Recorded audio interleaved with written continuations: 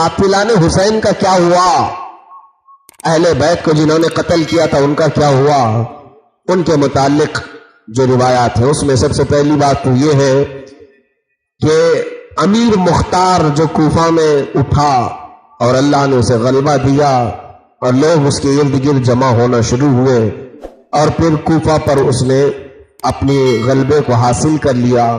फिर एक दिन उसने ऐलान किया, कल मैं एक ऐसे शख्स को कत्ल करूंगा जिसके कत्ल से पूरी दुनिया के मुसलमान और तमाम फरिश्ते खुश हो जाएंगे। उसने ऐलान किया तो सामने बैठने वालों में लोग समझ गए कि ये अम्र बिन साद का कत्ल करना चाह रहा है। इब्ने साद जो 4000 का लश्कर लेकर के सबसे पहले करबला में उतरा था। आपको याद होना चाहिए सबसे पहले हुर बिन यजीद जो 1000 का लश्कर लेकर आए, लेकिन वो तो मौला हुसैन के पास आ गए अपने लश्कर छोड़कर और शहीद भी हो गए। उसके बाद जो सरकर्दा है, सबसे बड़ा सरगना था, वो ईरान की हुकूमत की लालच में आया था। ईरान की हुकूमत के लालच में कि यजीद ने उससे कहा था कि ईरान की हुकूमत तुझे दे दूंगा, और इब्ने जियाद ने उसको कहा था कि पहले ये करबला का मामला सर कर ले, तुझे ईरान पूरा दे दिया जाए। वो इस लालच में आया था अम्र बिन साद, और कत्ल हुसैन के बाद में उसको ईरान की हुकूमत मिली, कुछ नहीं, यजीद मर गया था। अब वो उसकी तलाश जारी कर दिया इसने, अमीर मुख्तार ने जगह जगह ढूंढने की बात चली, तो बाद में मिल गया कि अम्र बिन साद फला जगह रह रहा है।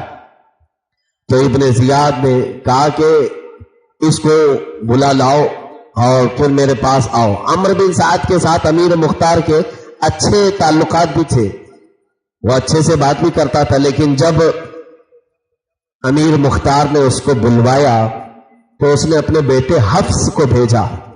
हफ्स नाम का उसका बेटा था इब्ने साद का, कहा के जाओ पूछ करके आओ अमीर मुख्तार मुझे क्यों बुला रहा है।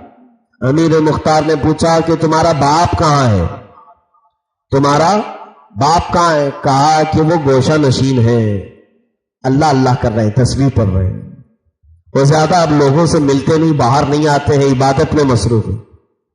हाँ, ये इस तरह के खून पी करके लोग गोशा नशीन होने की कोशिश करते।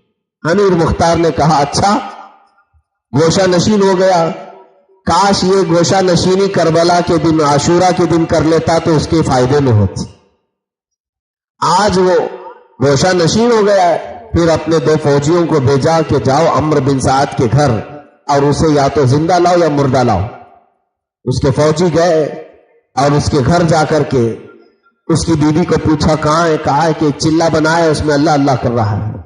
कहा, उसके फौजियों ने कहा कि उससे कहो कि आप उसका अल्लाह अल्लाह कहना उसे कोई फायदा नहीं देगा, ये इसलिए कि जो वास्ता था अल्लाह तक पहुंचने का उसी वास्ते को ये काटा हुआ है, उस वास्ते को काटा हुआ। मियां जो आदमी सीढ़ी पहले से निकाला हुआ वो छत पे कहां से चढ़ेगा। और अम्र बिन साद को अंदर दाखिल होकर फौजियों ने उसका सर काट लिया और अपनी झोली में छुपा लिया, लेकर के आए अमीर मुख्तार के पास, वो सर रखा और कहा कि अमीर हम अम्र बिन साद का सर लेकर के आए हैं। उसका बेटा वहां खड़ा था। मुख्तार ने पूछा कि जानता है किसका सर है। हफ्स ने कहा ये तो मेरे बाप का सर है, अब इनके बाद जीने का कोई मजा ही नहीं, ये मेरे बाप का सर है। तो अमीर मुख्तार ने कहा बिल्कुल तू सही कह रहा है, इनके बाद जीने में कोई मजा नहीं, तलवार उठाए उसकी भी गर्दन मारा, जब मजा नहीं है तो काय के लिए जिए। इस तरह से अम्र बिन साद दर्दनाक मौत मारा गया। कहां गई वो ईरान की हुकूमत, कहां गई। कुत्ते नोच नोच करके फेंकते थे, लेकिन कोई कुत्ता खाता नहीं था, कोई कुत्ता गोश्त खाता नहीं था, खींच खींच करके पूरे जिस्म की चमड़ियां निकालते थे। जाहिर सी बात है, मेरे मौला ने कुरान में सच फरमाया, जालिमों अल्लाह को गाफिल मत समझना अपने कामों से, और अल्लाह के घर जब ये इंतकाम आता है तो बहुत सख्त तरीन इंतकाम होता है। अल्लाह इन्नल्लाह अजीजुल ज़ु इंतकाम, बेशक अल्लाह गालिब आने वाला, इंतकाम लेने वाला है। शिमर नाम का ये जो शिमर जिलजोशिन, ये भाग गया, कूफा छोड़कर भाग गया और ये इधर उधर की ठोकरें खाते रहा। अब इसने मुख्तार ने तलाशी मुहिम जारी रखवाई। उसने ऐलान कर दिया था जो भी करबला में गए थे उनको जो पकड़ करके लाएगा मेरी तरफ से इनाम होगा। इनाम के चक्कर में कूफा वाले उनको पकड़ पकड़ के ला रहे थे जो जो करबला में गए हुए थे। शिमर को ढूंढने की कोशिश की गई, ये भाग गया था। इस जालिम ने भाग करके एक गांव में पनाह ली। लेकिन देखिए जुल्म जिसके अंदर होता है वो कहीं पर भी रहे जुल्म करता ही रहता है। एक किसान को पकड़ा, उसने खेती बाड़ी कर रहा था, उसको बहुत मारा, कोड़े से मार मार करके कहा कि मुझे पनाह दे दे। एक होता है खुद मजबूर है पनाह मांग ले, लेकिन शैतान तो इसी हालत में पनाह मांग रहा है। उस किसान को खूब मारा और कहा कि मुझे पनाह दे, और एक खत लिख करके दिमश्क भिजवाया, क्योंकि वहां उमैया की खिलाफत थी कि ये जाओ उधर पहुंचा देना, मैं बड़ी मुसीबत में हूं, मुख्तार मुझे कत्ल कर देना। वो किसान बेचारा खत लेकर के निकला। खत लेकर के निकला तो वो किसान कहां, दिमश्क कहां जाता, वो मुख्तार के ही खीमे में आया। कहा कि आप अमीर कूफा हैं, आपसे एक आदमी हिफाजत की गुजारिश कर रहा है और मेरे पास आया है और मैंने पनाह दी है, और उसने कहा है कि चिट्ठी गवर्नर तक पहुंचा दूं, आपको पहुंचाने के लिए आया। तो मुख्तार ने देखा और कहा बिल्कुल सही जगह पहुंचा है, उसको पूरी तरह से हम हिफाजत दे देंगे, तेरा भी टेंशन खत्म हो जाएगा। फौज को भेजा, शिमर कहां है पता चलाने के लिए। ये ऐसा शख्स था शिमर जिलजोशन, इसके पूरे जिस्म में कोड़ के दाग थे, सफेद दाग थे, और ये चादर ओढ़ के सोता भी था तो इसके सफेद दाग बाहर दिखते थे। लोग नफरत भी करते थे। ऐसे ही लोग तो इमाम हुसैन के कत्ल में आगे आए थे। यही कम क्या था कि उसको बड़ी बीमारियों में मुब्तला रखा गया था। जब रात के वक्त घोड़े वहां पर पहुंचे तो ये शिमर जिलजोशन के साथ एक और शख्स था। वो कहता है कि मुझे डर सा लगने लगा, तो उसने कहा कि डरो मत, इधर आसपास जंगलों में रीछ बहुत है, उनके चलने फिरने की आवाज है। तो उसका साथी कहता है कि नहीं, मुझे कुछ और खौफ लग रहा है। तो उसने कहा तुझे अगर खौफ है तो लगता है ऐसा कि तुझे मुख्तार का बहुत डर आ गया है। मुख्तार कुछ नहीं है, यह कह करके उसको कहा, खुद चादर ओढ़ करके सो गया। और उसका जो साथी था वो कहता मैं वहां से निकल गया, क्योंकि मुझे घोड़ों के टापों की जो आवाज आई अंदाजा हो गया कि मुख्तार की फौज आ रही होगी। कहता मैं निकल गया और ये इसी गुमान में था कि आगे पीछे वाले रीछ होंगे, और उसके लिए तो बहुत खतरनाक रीछ आ गए। तो जब मुख्तार की फौज वहां पहुंची, ये चादर ताने हुए सोया था, उसी चादर के ऊपर से इसको नेजे मारना शुरू किया गया। इतने नेजे मारे गए कि वो जमीन में गड़ गया, उठने की ताकत नहीं थी, और उसका भी सर तन से जुदा किया। और हत्ता के बाज ऐसे कातिल हैं, मुख्तार सख्फी ने बदले और इंतकाम में इस कदर मुबालगा किया कि कुछ लोगों के बारे में खबर हुई कि वो पहले ही डर के मरे हुए हैं। एक आज मर गए थे और लोगों ने उनको नमाज जनाजा वगैरह सब पढ़ा करके दफन कर दिया था। तो ये अपनी फौज को लेकर गया और कहा किससे पूछ करके दफन किया उसको। मरा था नेचुरल मौत। इसने कब्र खोदने की हुक्म दिया और कब्र खुदवाया गया, और उनको कहा कि ये बगैर दुनिया की सजा लिए तो नहीं जाएंगे, इनको पहले दुनियावी सजा दी जाए, बाद में अल्लाह की तरफ से जो है वो बाद में दिया जाए। कब्रों को खोद करके ये अमीर मुख्तार ने उन लोगों को सजा दी। बाज को तो कोड़े मारे। बहरहाल ये इंतकामी आग थी, इंतकाम बदला था। फिर उसके बाद एक शख्स था अब्दुल्ला बिन दयास, इसको अमीर मुख्तार ने पूरा कत्ल नहीं किया, इसने मोहम्मद बिन अम्मार बिन यासिर को कत्ल किया था, मारा था। तो इसको अमीर मुख्तार ने सिर्फ हाथ पैर और सब चीजें काट करके छोड़ दिया तड़पते हुए। सिर्फ उसका धड़ था और बाकी कुछ भी नहीं था, उसको इसी तरह छोड़ दिया गया। और लोगों को कहा कि कोई इसकी नहुसत के करीब न जाए। वो इसी हालत में तड़पता तड़पता मरा था। इसी तरह से एक शख्स था हकीम बिन तुफैल ताई। ये वो था जो हजरत अब्बास अलंबरदार के बाजू काटा था, और हजरत अब्बास का पूरा असलहा ये ले लिया था। इसको जब खबर हुई कि अमीर मुख्तार हर एक को चुन चुन के मार रहा है, तो इसने एक सहाबी हजरत अदी बिन हातिम को अपना सिफारिशी बनाया वो बहुत जलीलुल कद्र बुजुर्ग थे और उनको इसने सिफारिशी बनाया। मुख्तार उनकी हर बात सुनता था। हजरत अदी बिन हातिम गए मुख्तार के पास, कहा कि हकीम जो है ये मुझे सिफारिशी बनाया है। तो मुख्तार ने कहा कि हुजूर क्या आप कातिलाने हुसैन की भी सिफारिश करने लग गए? आप सहाबी हैं? तो उन्होंने कहा नहीं, मुझे ये खबर मिली है कि उस पर झूठा इल्जाम है, उस पर झूठा इल्जाम, वो सहाबी रसूल को गलत खबर दे करके इसने ऐसा बताया होगा। बहरहाल अमीर मुख्तार की फौज ने हकीम को गिरफ्तार कर लिया। अभी ये बातचीत इनकी वहां चल रही थी। हजरत अदी बिन हातिम सिफारिश के लिए गए हुए गवर्नर हाउस में। कोई कासिद आकर के फौजियों को बता दिया कि हजरत अदी बिन हातिम ने इसकी सिफारिश की और मुख्तार ने मान लिया। कहा कि हुजूर आपने सिफारिश की, मैं उसको छोड़ दूंगा। हकीम को, जो अब्बास अलंबरदार के बाजू काटा था, उसके ऊपर इल्जाम है। बहरहाल आप कह रहे हैं कि झूठा इल्जाम है, मैं छोड़ दूंगा आपकी सिफारिश पर। तो एक कासिद गया और फौजियों को कहा, जो हकीम को गिरफ्तार करके ला रहे थे, फौजियों से कहा कि ये चालाक आदमी बचकर निकल जाएगा, इसने साहबी रसूल को अपना सिफारिशी बनाया। उन्होंने सिफारिश की और अमीर मुख्तार मान भी लिया है।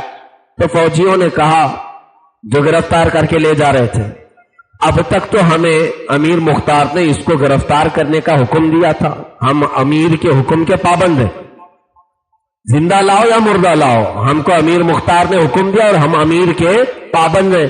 अब पहुंचने के बाद दूसरा ऑर्डर जो भी होगा वो देखेंगे, पहुंचने के बाद दूसरा ऑर्डर, उससे पहले के पहुंचे इसका काम यही तमाम करूं। फौजियों ने खुद उसको काट दिया और उसके बाद सर लेकर के पहुंचे। हजरत अदी बिन हातिम भी वहां से। कहा ये क्या कर दिया तुम लोगों ने? कहा कि हुजूर क्या बात है? कहा मैंने सिफारिश करके उसको आजाद करवाया था। फौजियों ने कहा हमको अमीर मुख्तार ने हुक्म दिया था कि जिंदा पकड़ लाओ या मुर्दा पकड़ लाओ, तो हमने मुर्दा लाना बेहतर समझा। वो भी बरी हो गए, वो भी बरी हो गए, दोनों भी। बहरहाल कातिलाने हुसैन का बुरा अंजाम हुआ, बहुत बुरा अंजाम हुआ। हत्ता के तकरीबन 7,000 लोगों को तो अमीर मुख्तार ने मारा, 7,000। बाकी के मुतालिक अब जो बड़ा जालिम इसमें था वो इब्ने जियाद, उबैदुल्लाह बिन जियाद, जो कूफा का गवर्नर था। हुआ ये कि कूफा छोड़ करके मोसिल चला गया था, इसको यहां की गवर्नरी से हटा दिया गया, हो गए खत्म। अमीर मुख्तार यहां का गलबा हासिल किया हुआ था। मुख्तार ने ऐलान किया कि मैं मोसिल पर चढ़ाई करूंगा और इब्ने जियाद को जब तक मैं नहीं हासिल करूं मुझे सुकून नहीं होगा।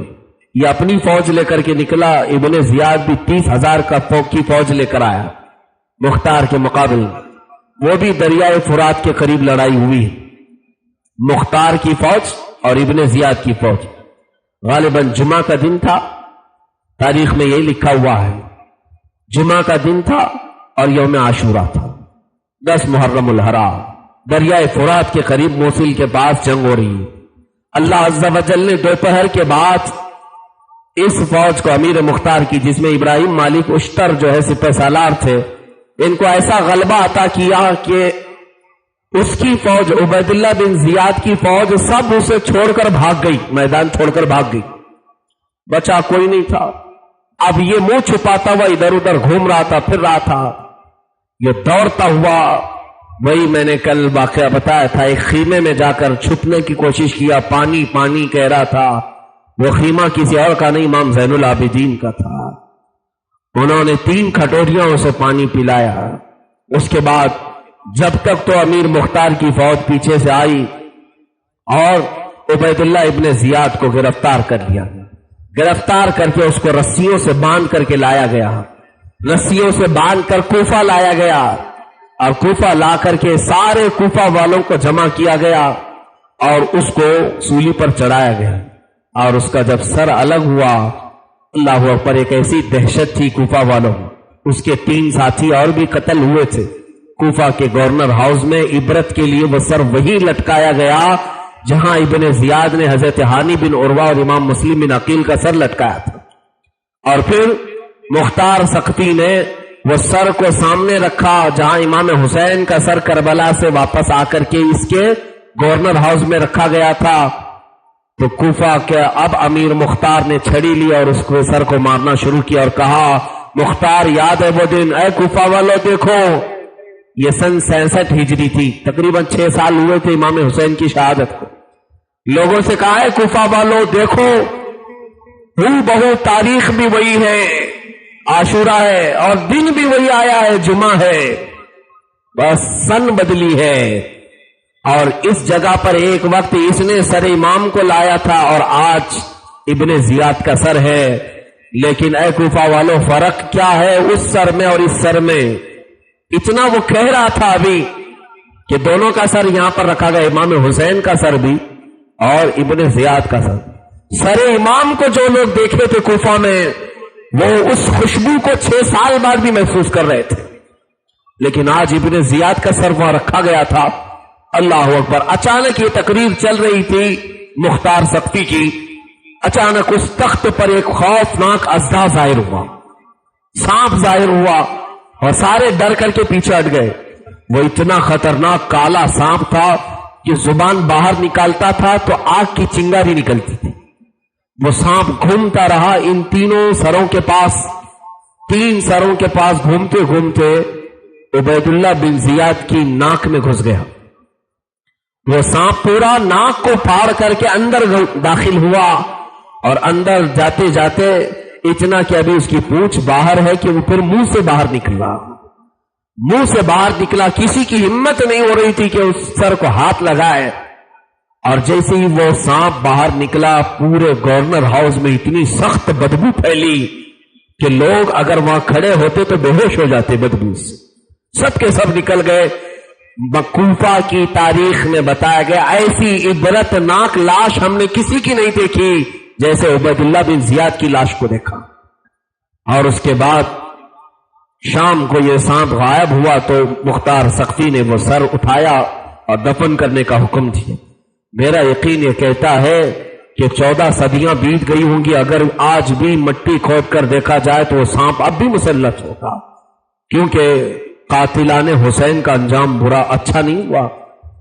रिवायत में है कि मुख्तार सख्ती इसने 7,000 लोगों को इंतकामी एतबार से कत्ल किया और 22,000 लोग थे ना कूफा में, मक्का करबला में जो गए थे 22। बाकी सबके मुतालिक ये कहा गया है कि तरह तरह के अजाबात में मुब्तला हुए कई लोग जो गए थे। जो कत्ल नहीं हुए वो अपने घरों में, कितने तो ऐसे कि अंधे हुए और उनके आंखों में ऐसी जलन होती थी कि रात भर तड़पते थे। कई ऐसे हैं जो पूरी जिंदगी प्यास प्यास प्यास बिलबिलाते थे, पानी ले जाते थे तो हाथों से पानी मार देते थे, पानी मुंह तक नहीं आता था। वो कातिलाने हुसैन जितने भी वहां करबला में थे, अल्लाह ने उनको ऐसे अजाब में मुब्तला फरमाया। एक मर्तबा एक बुजुर्ग इमाम वाक़िदी रहमतुल्लाह अलैह से रिवायत है, फरमाते हैं कि यजीद के साथ एक शख्स था, यानी लश्करियों में, वो चंद लोगों के साथ बैठा था तो सारे लोग ये गुफ्तगू कर रहे थे कि जो जो इमाम हुसैन के मुकाबिल में गए या तो कत्ल हो गए बुरी तरह से या तो अजाब में गिरफ्तार हो। वो शख्स कहा मेरे साथ तो कुछ नहीं हुआ, मैं भी तो करबला गया था, मेरे साथ कुछ नहीं हुआ। वो खीमे में बैठे थे वो लोग, वो उठा खीमे में चिराग जलाने के लिए, अचानक चिराग उछल कर उसके कपड़ों में आ गया। चिराग उछल करके कपड़ों में आया और कपड़ों को ऐसी आग लगी कि सारे लोग बचाने की कोशिश करते, वो आग भड़कती ही जाती। अब ये रिवायत में फरमाया गया वो ऐसे जल रहा था जैसे कि अंगीठी में कोई कोयला जलता है। सबके सामने मुख्तसर से चिराग से उसकी जिस्म में ऐसी आग लगी कि बाद में लोगों ने देखा जिस तरह कोयला होता है इस तरह से उसकी लाश पड़ी हुई थी। वो कह रहा था मेरे साथ तो कुछ नहीं हुआ। ला तहसबन्नल्लाह गाफिलन अम्मा यअमलुज़ ज़ालिमून, अल्लाह फरमाता है जालिम ये गुमान भी ना करें कि अल्लाह तुम्हारे कामों से गाफिल है। हाँ, वक्त है हर चीज का इंतकाम का। एक शख्स था यजीद के दरबार में, उसके मुतालिक ये फरमाया गया वो हजरत इमाम हुसैन पर वो सिर्फ लानत भेजता था और मौला अली शेर खुदा पर, अहले बैत पर वो लानत भेजता था, बाकी करबला में गया नहीं गया ये अलग मसला है। मुल्क शाम में, दिमाश्क में लोगों ने देखा कि अचानक उसका मुंह सूअर का हो गया, उसका मुंह खिंजीर की तरह, कि उसके जिस्म इंसानी आजा रखते हैं और मुंह खिंजीर की तरह। लोग उससे इतनी दूर भागते थे और डरते थे, बच्चे दूर भाग जाते। वो अपने चेहरे पर पर्दा डालता था। उससे पूछा गया कि तेरा मुंह ऐसा कैसे हो गया? उसने बताया कि मैं लानत करता था, एक दिन ख्वाब में देखा रसूल करीम सल्लल्लाहु ताला अलैहि वसल्लम को कि हजरत इमाम हसन हुजूर से शिकायत कर रहे हैं कि आका ये बंदा है जो हम पर लानत करता है। रसूल करीम सल्लल्लाहु अलैहि वसल्लम ने फरमाया, बेटा मैं तुम सबकी तरफ से उस पर लानत करता हूं। जिस दिन मैंने ख्वाब देखा उसकी सुबह जैसी बेदार हुआ मेरा चेहरा बदल चुका था। हुसैन इब्ने अली मौला हुसैन के खानदान वालों को बुराई से याद करने पर भी चेहरे बदल गए, खंजीर के चेहरे हो गए। इस तरह के कातिला ने हुसैन के साथ अल्लाह अज़्ज़ा वजल ने पूरी तरह से इंतकाम लिया। उसके बाद आखिर में ये उमैया हुकूमत चलती रही। हाँ, अल्हम्दुलिल्लाह सैयदना इमाम हुसैन के साथ जितने लोग थे उनका तज़किरा आज भी अल्हम्दुलिल्लाह इज्जत के साथ किया जाता है, इज्जत के साथ किया जाता है। जो जो शरीके काफिला थे उन पर लाखों सलाम हैं, उनकी तुरबतों पर लाखों सलाम है। इससे बढ़कर उनकी फजीलत में और क्या चाहिए? कुरान कहता ला तक़ूलू फी सबीलिल्लाहि अमवाता वला तक़ूलू लिमन युक़तलू फी सबीलिल्लाहि अमवाता। ऐ लोगों, अल्लाह की राह में मारे गए हो उन्हें मुर्दा भी मत कहना। कुरान उनके जिंदा होने की बशारत दे रहा है, इससे बड़ी फजीलत और क्या चाहिए? उनके जिंदा होने की बशारत है। इसीलिए तो कहा है शायर ने कि जीना हो तो ऐसे जियो दुनिया में कि मौत उसकी जिसका करे जमाना अफसोस। यूं तो यहां सभी आए मरने के लिए, हमारी मौतों को कौन याद रखेगा? हाँ, उनका जीना भी याद किया जाता है, उनका मरना भी याद किया जाता है। वो कुरान की बशारत के साथ जिंदा जावेद है, जिंदा जावेद। इसीलिए हमारे बुजुर्गों ने फरमाया है, हुसैन के नाम पे मातम नहीं है अहले सुनन का शेवा। हुसैन के नाम पे मातम नहीं है अहले सुनन का शेवा। कुरान ऐलान कर रहा है, शहीद मरते नहीं है नज़मी, कुरान ऐलान कर रहा है। जब शहीद है वो और मरते नहीं है तो जिंदा लोगों का मातम क्यों किया जाए? जिंदों का गम क्यों मनाया जाए? हाँ, अलबत्ता उनके साथ होने वाले मामलात का हमें गम जरूर है, लेकिन हम उनमें से किसी को मुर्दा नहीं तस्वुर करते। कुरान कह रहा है उनको जिंदा तस्वुर करो। यह और बात है कि उनकी जिंदगी का शऊर तुम्हें नहीं। दूसरी आयत में तो यूं फरमाया रब ताला ने, इंद रब्बिहिम युरज़क़ून, इंद रब्बिहिम युरज़क़ून। ऐ लोगों, वो अपने रब के पास से उन्हें रिस्क भी दिया जा रहा है। यहां जिंदों को रिस्क की हाजत है, जगह जगह मेहनत मजदूरी करके भी वो चीजें नहीं मिल रही और वो सो गए, सदियों से सोए। मौला फरमा रहा है उनको रिस्क दिया जा रहा है। तफसीर में बुजुर्गान दीन ने फरमाया मौला उन्हें इतना रिस्क देता है, इतना रिस्क देता है, जो उनके आसपास जाते हैं वो अपना रिस्क उन्हें भी खिला देते हैं। जाहिर सी बात है, इफ्तारी जब ज्यादा आती है तो हम क्या करते हैं? हमें जितना पेट भरना है खा लिया और बाकी सब बच्चों को दिया, करीब जो है उनको दिया, सबको देते हैं। यह हमारी आदत है। तो वो जूदो सखावत के बादशाह जिनको मौला रिस्क दे रहा हो, उनकी खबरों में मुझे तो उम्मीद है कि करीब जाने वाले तो पाते ही हैं, जो दूर से नाम लेते हैं मौला उन्हें भी खिलाते हैं। अल्हम्दुलिल्लाह हम सदका हुसैन का खाते हैं और इसमें हमें कोई शर्म हया की भी बात नहीं, इसलिए कि वो सखावत वाला घराना है जहां हमेशा से नवाजा जाता रहा है। बहरहाल करबला के बाद की यही मामलात रहे तकरीबन 40-50 साल तक। फिर उमैया खानदान में से ही बाज खुलफा आए, अब्दुल मलिक बिन मरवान आया, सुलेमान बिन अब्दुल मलिक आया और कई बादशाह आए। इनको खलीफा नहीं कहा गया है, लफ्जी एतबार से खलीफा हम कहते हैं, लेकिन असल जो खलीफा है वो सैयदना अबू बकर सिद्दीक है, हज़रत उमर फारूक है, हज़रत उस्मान है, हज़रत अली रज़ियल्लाहु ताला, इमाम हसन मुश्तबा है। बाकी सब बादशाह कहला है, बादशाह है, जिनमें दुनियावी रंगत आ गई, दुनिया के मामलात आ गए। तो उमैया खानदान की खिलाफत चली और उसके बाद 105 हिजरी या 110 हिजरी के बाद अब्बासी हुकूमत आई। यह अब्बासी हुकूमत बनु अब्बास, हजरत अब्बास रज़ियल्लाहु तआला अन्हु के खानदान में से जो लोग खलीफा बने, हुक्मरान बने, उनकी हुकूमत को अब्बासी हुकूमत कहा जाता है। अब्बासी हुकूमत के सबसे मशहूर खलीफा का नाम हारून रशीद, आपने सुना होगा नाम, हारून रशीद का नाम तो अक्सर लोगों ने सुना है। ये अब्बासी खानदान के हुक्मरान थे, अब्बासी खानदान के खलीफा बने बगदाद में। तो ये इस तरह से इस्लाम फलता रहा, फूलता रहा। उसके बाद फिर कोई ऐसी यानी बड़ी आफत इस्लाम पर नहीं आई कि जिसकी वजह से इतना बड़ा खसारा हुआ हो। मैं समझता हूं मेरे आका सल्लल्लाहु अलैहि वसल्लम की वफात के बाद, मेरे आका की वफात के बाद कयामत तक अगर सबसे बड़ा सानहा, सबसे बड़ा हादसा, सबसे बड़ी कीमती चीज दुनिया ने कोई खोई है तो वह हुसैन आजम की जात है। सबसे बड़ी चीज, इतनी बड़ी जात को खोया है कि दुनिया रहती दुनिया तक उसका गम होगा। इसलिए कि बाज तारीख में ये रिवायतों में यहां तक लिखा गया है, आशूरा के दिन, जो आशूरा के दिन सैयदना इमाम हुसैन कत्ल हुए थे, शहीद हुए थे। बाज लोगों ने देखा अरब की जमीन में जहां से पत्थर निकालते थे खून निकल जाता था, पत्थर हटाते थे तो खून निकल जाता था। लोगों में यह तशवीश हो गई कि यह क्या माजरा है, क्या मामला थे। और सुना कि कई परिंदे उस वक्त न उड़ते थे, न दाना चखते थे, न पानी पीते थे। बाज रिवायात ये बताती।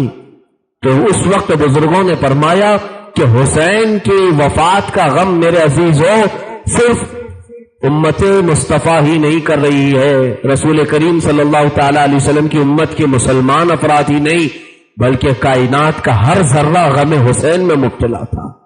हुसैन आजम के गम में पत्थरों से भी इस तरह के सहाबा की जात आपको बताता हूं।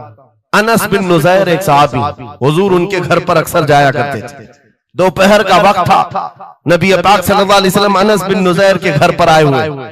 ये वो सहाबी है, जवान सहाबी, और उनकी बीवी थी। और ये बात भी बड़ी मशहूर है कि वो अपनी बीवी से हद दर्जे मोहब्बत करते थे और इश्क करते थे। जाहिर सी बात है अपनी बीवी से करते थे, बहुत मोहब्बत करते थे। नबी पाक सल्लल्लाहु अलैहि वसल्लम उनके घर तशरीफ ले गए। थोड़ी देर में एक कासिद आया खत लेकर के, मक्का वालों की तरफ से कोई खत था। किसी ने हुजूर पाक सल्लल्लाहु अलैहि वसल्लम को खत भेजा। हुजूर ने खत लिया, अनस बिन नुज़ैर से कहा पढ़ो। अनस बिन नुज़ैर ने खत पढ़ करके सुनाया कि मक्का वाले जंगों की तैयारियां कर रहे हैं, फलां जगह से फलां कबीला आ रहा है, ऐसी ऐसी तैयारियां। खत में ये अहम मामलात लिखे गए थे, सीक्रेट थे। हुजूर पाक सल्लल्लाहु अलैहि वसल्लम ने खत को बंद करवाया। अनस बिन नुज़ैर से कहा, तवज्जो, फर्स्ट प्रायोरिटी क्या होती है? अनस बिन नुज़ैर से कहा, ये मेरा राज है जिसकी हिफाजत तुम्हारे लिए जरूरी, तुम्हारे अलावा किसी को ये खत की खबर नहीं होनी चाहिए। बस नबी पाक ने फरमा दिया तो फरमाया। सहाबा का अब अमल क्या है? हुजूर उनके घर से उठ करके बाहर जा रहे हैं, तशरीफ ले गए। थोड़ी देर में बीवी अंदर से आई, महबूबा थी, इश्क करते थे, मोहब्बत करते थे अपनी बीवी से। आई, कहा अनस बिन नुज़ैर से कहा कि अल्लाह के रसूल आए थे, घर में क्या बातें चल रही थी? अनस बिन नुज़ैर ने कहा, मेरी मोहब्बत अपनी जगह पर, रसूलुल्लाह की इज्जत का मकाम और। इस राज की बात में तुम्हें मैं शरीक नहीं कर सकता, मैं नहीं बता सकता। हद दर्जे इश्क करते, मोहब्बत करते उस बीवी को कहा कि नहीं, ये बात रसूलुल्लाह की अमानत है। बीवी ने हंसते हुए कहा अनस बिन नुज़ैर से, कहा अनस क्या छुपाते हो, मैंने सब सुन लिया है। मक्का वाले जंगों की तैयारियां कर रहे, फलां कबीला फलां जगह, खत मैंने पूरा सुन लिया। इतना कहना था बीवी का। अनस बिन नुज़ैर खड़े हो गए और सीधे गर्दन पकड़ ली अपनी बीवी की, जिसको मोहब्बत करते, गर्दन पकड़ ली। कहा मैं इस गर्दन को उस वक्त तक नहीं छोड़ूंगा जब तक रसूलुल्लाह का फैसला ना आ जाए, कहीं मैं मुजरिम ना हो जाऊं कि रसूलुल्लाह के राज को इफ्शा करने के जुर्म में मैं अजाब में मुब्तला ना हो जाऊं। गर्दन पकड़ करके ही चले आए, बारगाह मुस्तफा में आए। कहा या रसूल अल्लाह, मुझे माफ कर दे, मैंने आपके राज की हिफाजत की, लेकिन मेरी ये औरत घर के अंदर से सुन चुकी थी, मैं गर्दन पकड़ा हूं, आका अगर आप फरमा दे तो मैं खत्म कर दूं, इस राज को ये खत्म कर, जिससे हद दर्जे मोहब्बत करते थे उस बीवी के बारे में। मेरे आका ने फरमाया अनस बिन नुज़ैर से गर्दन छोड़ दो, वो मेरी सहाबिया। जैसे राज तुम्हारे पास महफूज है वैसी राज उसके पास भी महफूज है। तब उन्होंने गर्दन हटा दी और अपनी बीवी से कहा जो कुछ भी मैंने किया है इसका बुरा ना मानना, तुझसे जो इश्क मोहब्बत है वो और है, रसूलुल्लाह से जो अजमत और उनकी इज्जत जो मेरे दिल में है वो और है। इन दोनों के दरमियान कोई कंपैरिजन नहीं है, कोई मुआजना नहीं हो सकता। नबी पाक सल्लल्लाहु तआला अलैहि वसल्लम के सिलसिले में जो फर्स्ट प्रायोरिटी थी सहाबा की, इसी के मुताल्लिक कुरान कहता है अल्लाह ही के लिए इज्जत है, रसूल के लिए इज्जत है और इन मोमिनीन के लिए इज्जत है जिन्होंने फर्स्ट प्रायोरिटी दी है। आपको एक बात बता दूं, एक हबशी रंग के सहाबी, काले रंग के सहाबी हुजूर पाक सल्लल्लाहु अलैहि वसल्लम के पास आए, का शादी करना, लड़की कोई देता नहीं है, चेहरा रंग काला, नाक चौड़ी। नबी पाक सल्लल्लाहु अलैहि वसल्लम ने फरमाया मैं तेरी शादी कराता हूं। अंसार सहाबा में से एक सहाबी के घर भेजा इनको पैगाम दे करके, और उनकी बेटी मदीने की सबसे खूबसूरत औरत, सबसे खूबसूरत लड़की है, और इस काले रंग के सहाबी से कहा जा उस घर पर, ये इम्तिहान के दौर है मेरे अजीज, इम्तिहान के दौर है। हुजूर ने फरमाया जाकर कहना कि मैंने भेजा है तुम्हारी बेटी से निकाह के लिए। ये काले रंग के सहाबी थे, आए उस सहाबी के घर, अंसारी के मियां बीवी बैठे हुए थे, बेटी अंदर थी। इनको आते ही पूछा कि क्या बात है, किस लिए आए?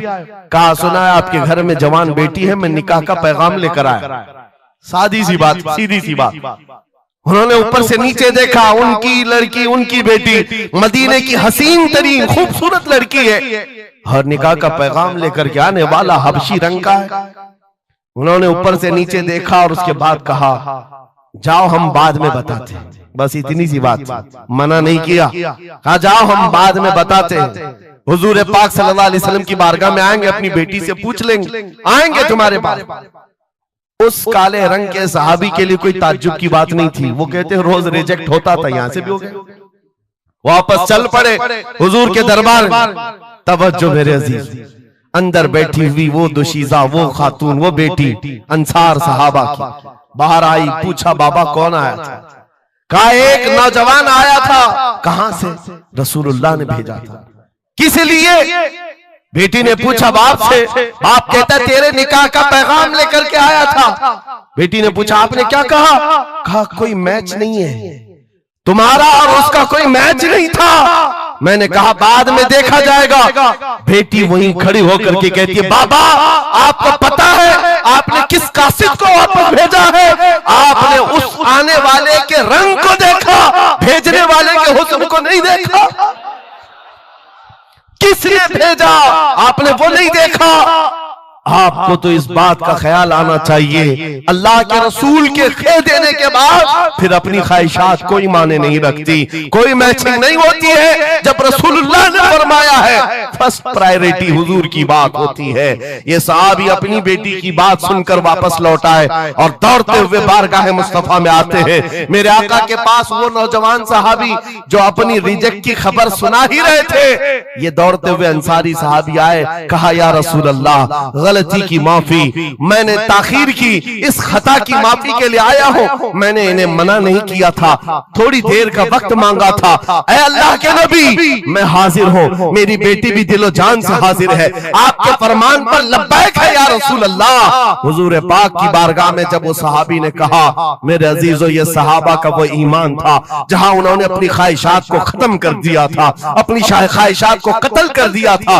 वो ये नहीं देखते थे मेरे मैच क्या है, मेरी ख्वाहिश के मुताबिक क्या चीज है। आज जैसे दीन पर अमल करने के लिए भी नौजवान ये सोचते हैं मेरी मर्जी के मुताबिक हो तो अमल करूंगा। नहीं, हम यहाँ पर जीने के लिए आए हैं, अपनी मर्जी से जीने के लिए नहीं आए, रसूलुल्लाह की मर्जी से जीने के लिए आए हैं। ताजुल शरिया ने जिसके मुताबिक कहा था जिंदगी ये नहीं है किसी की किसी के लिए, जिंदगी है नबी की नबी के लिए। ना समझ मरते हैं जिंदगी के लिए, जीना मरना है सब कुछ नबी के लिए। सुभान अल्लाह, अल्लाह, नारे तकबीर, नारे रिसालत, नारे हैदरी, उलमाए अहले सुन्नत, हजरत अल्लामा मुफ्ती सलमान अजहरी साहब, सुभान अल्लाह सुभान अल्लाह। मेरे अजीजों, उन सहाबा ने फर्स्ट प्रायोरिटी जो दी है वो गैरत के साथ जिया करते थे कि हुजूर की बात है तो फिर सबसे पहली बात।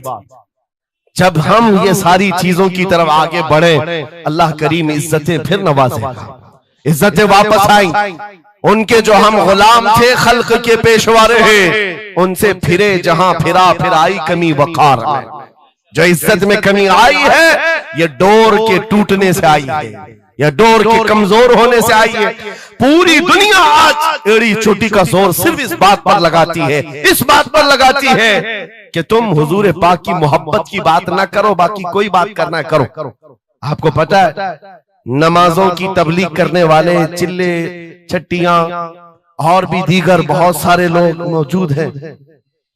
छट्टी शरीफ तो सरकार गरीब नवाज की मैंने साथ में कह दिया, लेकिन नमाजों की सिर्फ अमल की तबलीग करने वाली बड़ी बड़ी जमातें हैं, उनसे ना गवर्नमेंट को कोई खतरा है ना इजराइल को खतरा।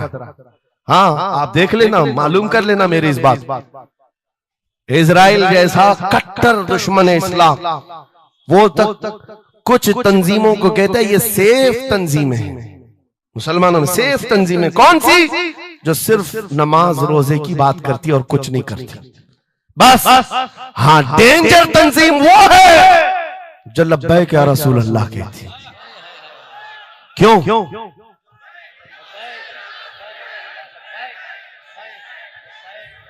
ये नारे से किस बात का डर है, किस बात का?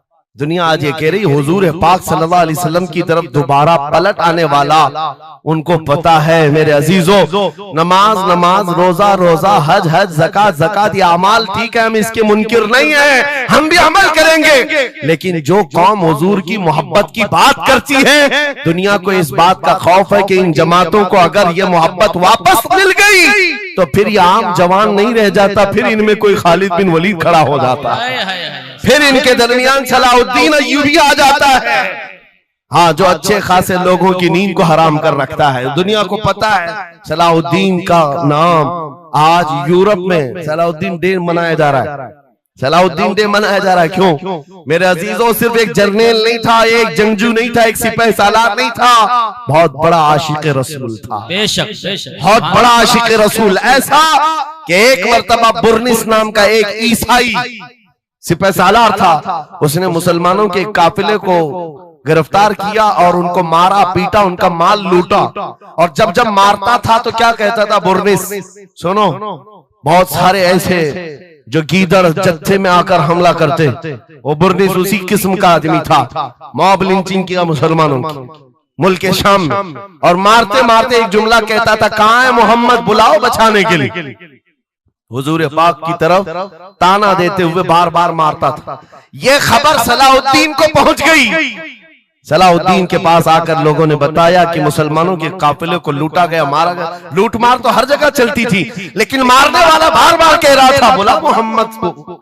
नाउजुबिल्लाह, ये वो जमाना था जब सलाहुद्दीन अय्यूबी की ऐसी बीमारी चल रही थी जिसमें लोगों ने कहा था कि अनकरीब इनकी वफात होने वाली, मौत के करीब वाली बीमारी थी, बिस्तर से उठ नहीं रहे थे। उस वक्त जब ये खबर दी गई, सलाहुद्दीन ने कपकपाते हाथों से दुआ किया था, मौला बस थोड़ी इतनी जिंदगी दे दे कि मैं बुर्निस को बता दूं, इतनी जिंदगी और दे दे।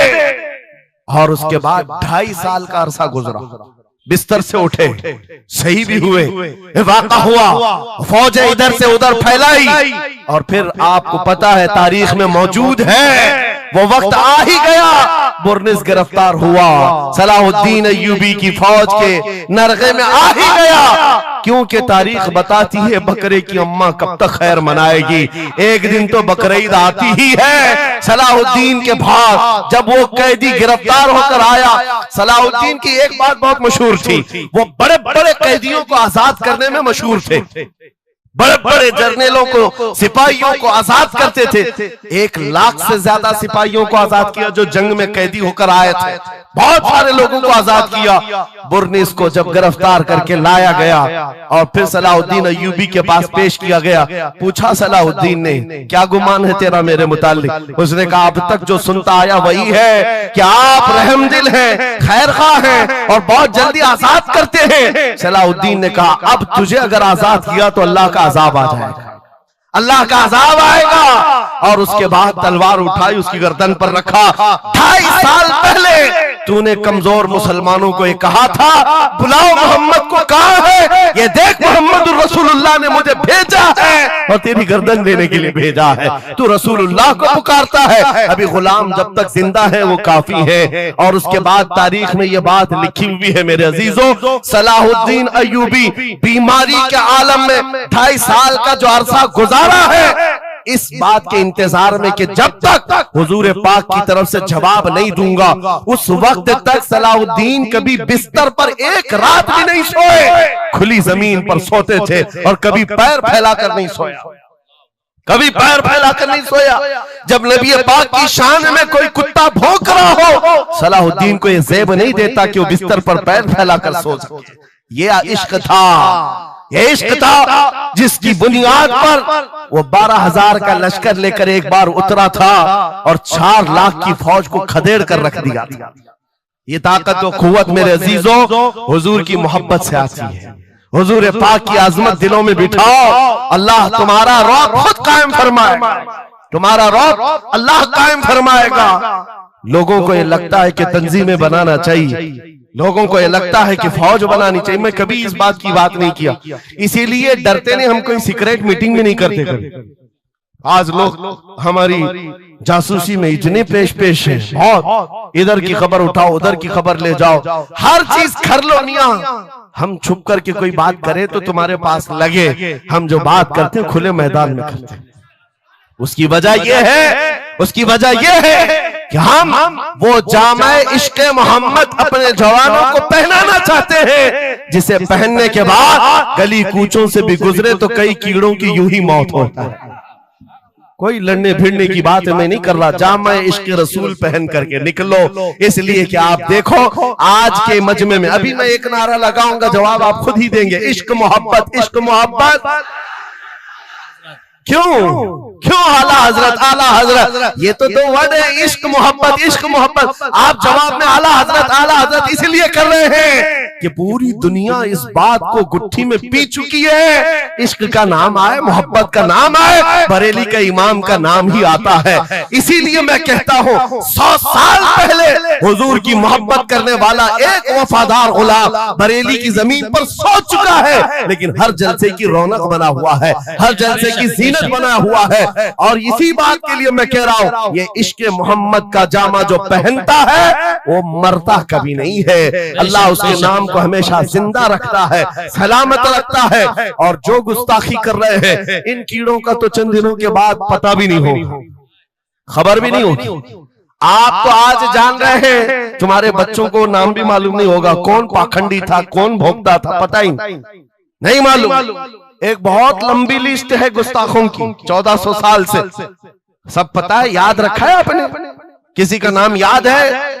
कितने गुस्ताख आए, कितने भोंकते रहे? नहीं, आए और चले गए, मौसम के साथ आते, मौसम के साथ जाते।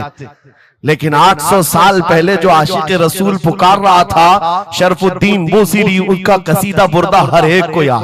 बेशक बेशक सुना है कि नहीं सुना है? मौला या सल्ली व सल्लिम दाइमन अबदा अला हबीबिका खैरिल खल्क़ि कुल्लिहिम। जुबान तुम्हें आती नहीं अरबी, लेकिन फिर भी ये जुमले आते हैं। क्यों? हुजूर के इश्क में बोले हुए जुमले। बलगल उला बि कमालिही कशफत दुजा बि जमालिही हसनत जमीउ खिसालिही सल्लु अलैहि व आलिही। अरबी में सादी शिराजी ने कहा, लेकिन जब कभी ये बंदा आज भी पढ़ता है तो झूमने लगता है, मतलब माना मालूम भी ना हो। गुस्ताखों को याद नहीं रखा जाता, आशिकों को हर जमाने में याद रखा जाता है। मुझे पंजाबी नहीं आती, लेकिन पंजाबी शायर पीर मेहर अली गोलरवी ने जब हुजूर पाक का दीदार किया और पढ़ा था तो उनका कसीदा पढ़ते हैं तो झूमने लगते हैं। मुख चंद बदर शाशानी है, माथे चमके लठ नूरानी है, काली जुल्फ ते अख मस्तानी है, मखमूर अखे हिन मद भरिया, उस सूरत नू मैं जान अखा की जान जहां अखा, सच अखा रब दी शान अखा, उस शान तो शाना सब नबिया, सुभान अल्लाह मा अजमल का मा अकमल का मा अहसन का, कितने मेहर अली कितनी तेरी सना, गुस्ताख अखे कितनी जारिया। और इसी की तर्जुमानी बरेली के इमाम ने किया था कि वो कमाल हुस्न हुजूर है कि गुमान नक्श जहां नहीं, यही फूल खार से दूर है, यही शम्मा है कि धुआं नहीं। सुभान नारे तकबीर, नारे रिसालत, नारे हैदरी। सुभान मेरे अजीजों, इज्जत रसूलुल्लाह के कदमों से वाबस्ता है, ये मैं आपको बता रहा हूं। ये तो दुनिया की बात है, ये दुनिया की बात। आज मैं आपके दरमियान यहां से खिताब कर रहा हूं। मुझे ये जब आपकी कमेटी वाले हजरात आए थे, मुझे पहले तो जगह का इल्म नहीं था, लेकिन जब बताया गया तो मैं हैरत में था। इधर ही करीब में कमिश्नर हाउस भी है, हाँ यही सामने आकर के हमें खिताब करना है, कोई बात नहीं। आज यहां से लेकर बंगाल की खाड़ियों, गुजरात से लेकर कश्मीर तक हर जगह तकरीबन 22 स्टेट में मैं जाकर देख कर आ रहा हूं। पिछले 200 जलसों से खिताब कर, हर जगह का डीएनए मुसलमानों का एक ही है। हुजूर का नाम लो, हुजूर का नाम लो, तो फिर ये इनके अंदर जो हलचल है, ये मोहब्बत है, ये बेदार होती है। अजीज़ा ने गिरामी वक़ार, ये डीएनए पूरी जगह का एक ही है, हुजूर की बात। इसीलिए मैं कहता हूं, मुझे दुनिया आज पहचानती है तो इसलिए नहीं कि किसी सियासी पार्टी का नेता है, इसलिए पहचानती है कि हुजूर की इज्जत पर बात आए तो ये जवाब देता है। जब तक दिखे न थे तो कोई पूछता न था, या रसूल अल्लाह तुमने खरीद कर हमें अनमोल कर दिया। सुभान अल्लाह, सुभान अल्लाह। लब्बैक लब्बैक या रसूल अल्लाह, लब्बैक लब्बैक लब्बैक या रसूल अल्लाह, लब्बैक लब्बैक लब्बैक या रसूल अल्लाह। इसी के साथ कुछ तुम्हारी इस्तिकामत के लिए मैं बातें बता दूं। इस्तिकामत के लिए देखो, मुसीबतें आएंगी।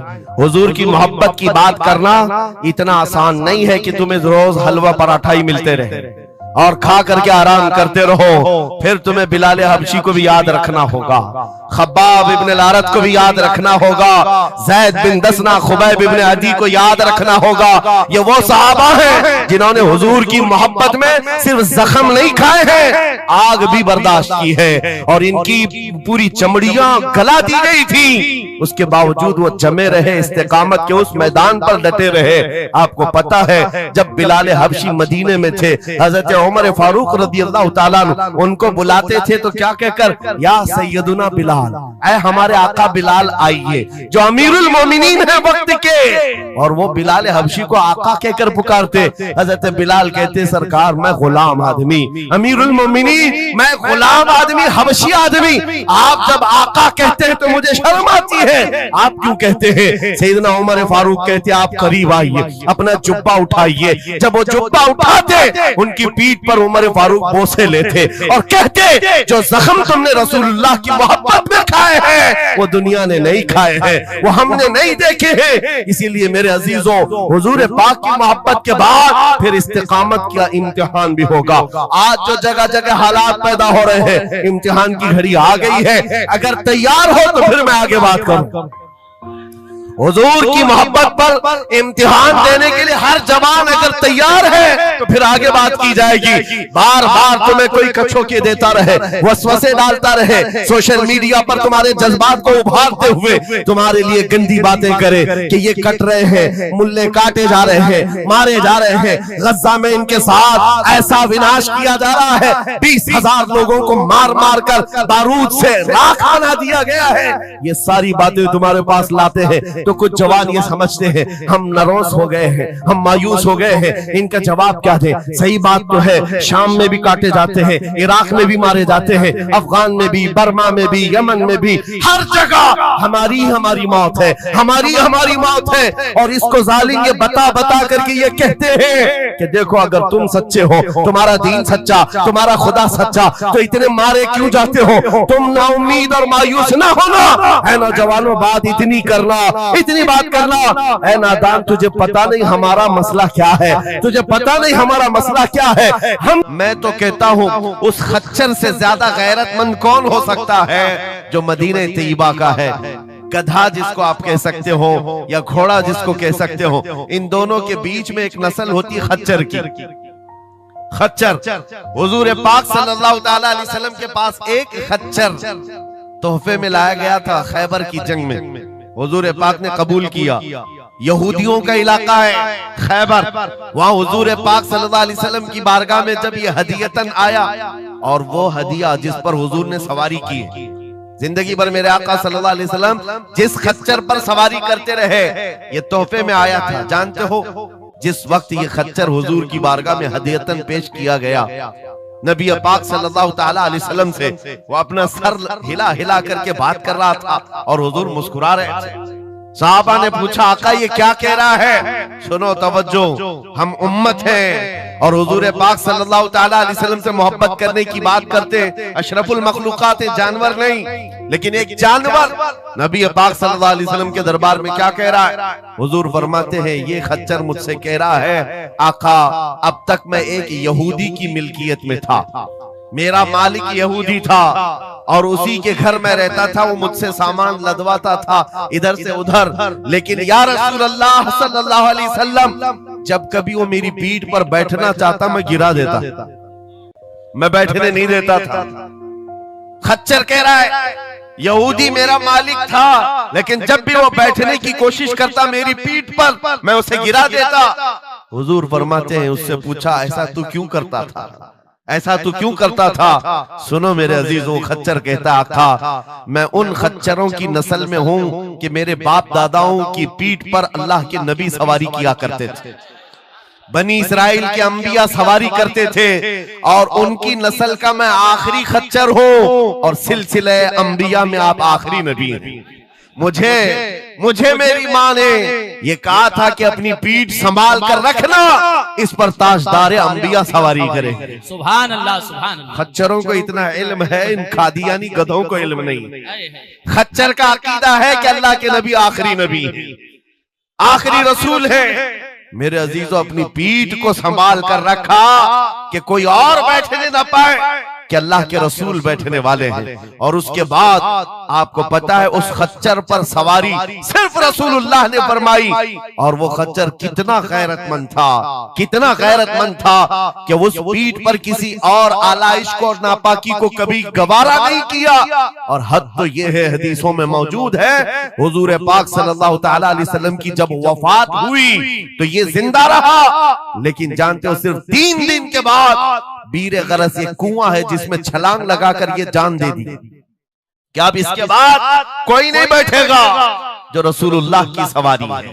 मेरे आका सल्लल्लाहु ताला अलैहि वसल्लम से निस्बत का एहतराम जानवर इतना करते थे, तुम्हारी निस्बत तो उम्मत की है, तुम्हारी निस्बत उम्मत की है। क्या तुम्हें यह ज़ेब देता है कि जिन आंखों को तुमने संभाल रखा है मेरे आका का दीदार करना है, तो इन आंखों को गलाजत में कैसे हम डाल सकते हैं, कैसे बेहयाई में डाल सकते हैं? इन हाथों को क्यों नहीं संभाल कर रख सकते कि ये हाथ मेरे आका से मुसाफा करने वाले? अकीदा है कि नहीं है, यकीन है कि नहीं? मेरे आका ने फरमाया क़यामत के दिन मैं मुसाफा करूंगा। हुजूर पाक सल्लल्लाहु ताला अलैहि वसल्लम से जब मुसाफा करने की तमन्ना है तो फिर इस हाथ की कितनी हिफाजत होनी चाहिए। वो खच्चर अपनी पीठ पर किसी और गैर को बर्दाश्त नहीं किया, सिर्फ इसलिए कि ये पीठ मैंने संभाल रखी है अल्लाह के रसूल के लिए। आज हम बच सकते हैं अपने हाथों को, अपने पैरों को, अपनी आंखों को, अपनी जुबान को सिर्फ इसलिए बचा कर रखें कि ये सारी अमानत रसूलुल्लाह की है। क्यों? बरेली से यही तो आवाज आती है, हमारा अपना कुछ नहीं है, दहन में जुबान तुम्हारे लिए। या रसूल अल्लाह, बदन में है जान और हम आए यहाँ और उठे भी वहां। जब रसूलुल्लाह के लिए जीना है तो मेरे अजीजों, हमें हर शय की हिफाजत भी जरूरी है। कहीं ऐसा ना हो कि हमारी गर्दन में कोई दूसरा पट्टा डालने की कोशिश कर रहे, कभी ना हो कि किसी और की गुलामी का पट्टा हमारी गले में पड़ जाए। नहीं, हम रसूलुल्लाह के जन्नत रसूलुल्लाह। दुनिया अगर हमें पहचाने तो बेदम वारसी का वो शेर याद रखो। बेदम वारसी बड़े आशिक रसूल हैं, कहते हैं सके तैबा सब मुझे कह कर के पुकारे, बेदम यही रखियो मेरी पहचान मदीने वाले।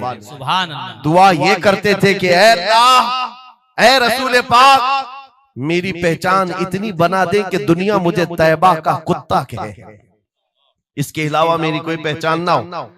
मुझे दुनिया अगर पहचाने तो हुजूर के नाम से पहचाने। अजीज़ान गिरामी वक़ार, इतनी गैरत तो तुम्हारे अंदर आनी चाहिए कि हुजूर पाक सल्लल्लाहु तआला अलैहि वसल्लम से हमारा नाम जुड़ा हुआ है और हमें हर शय को संभाल कर रखना है।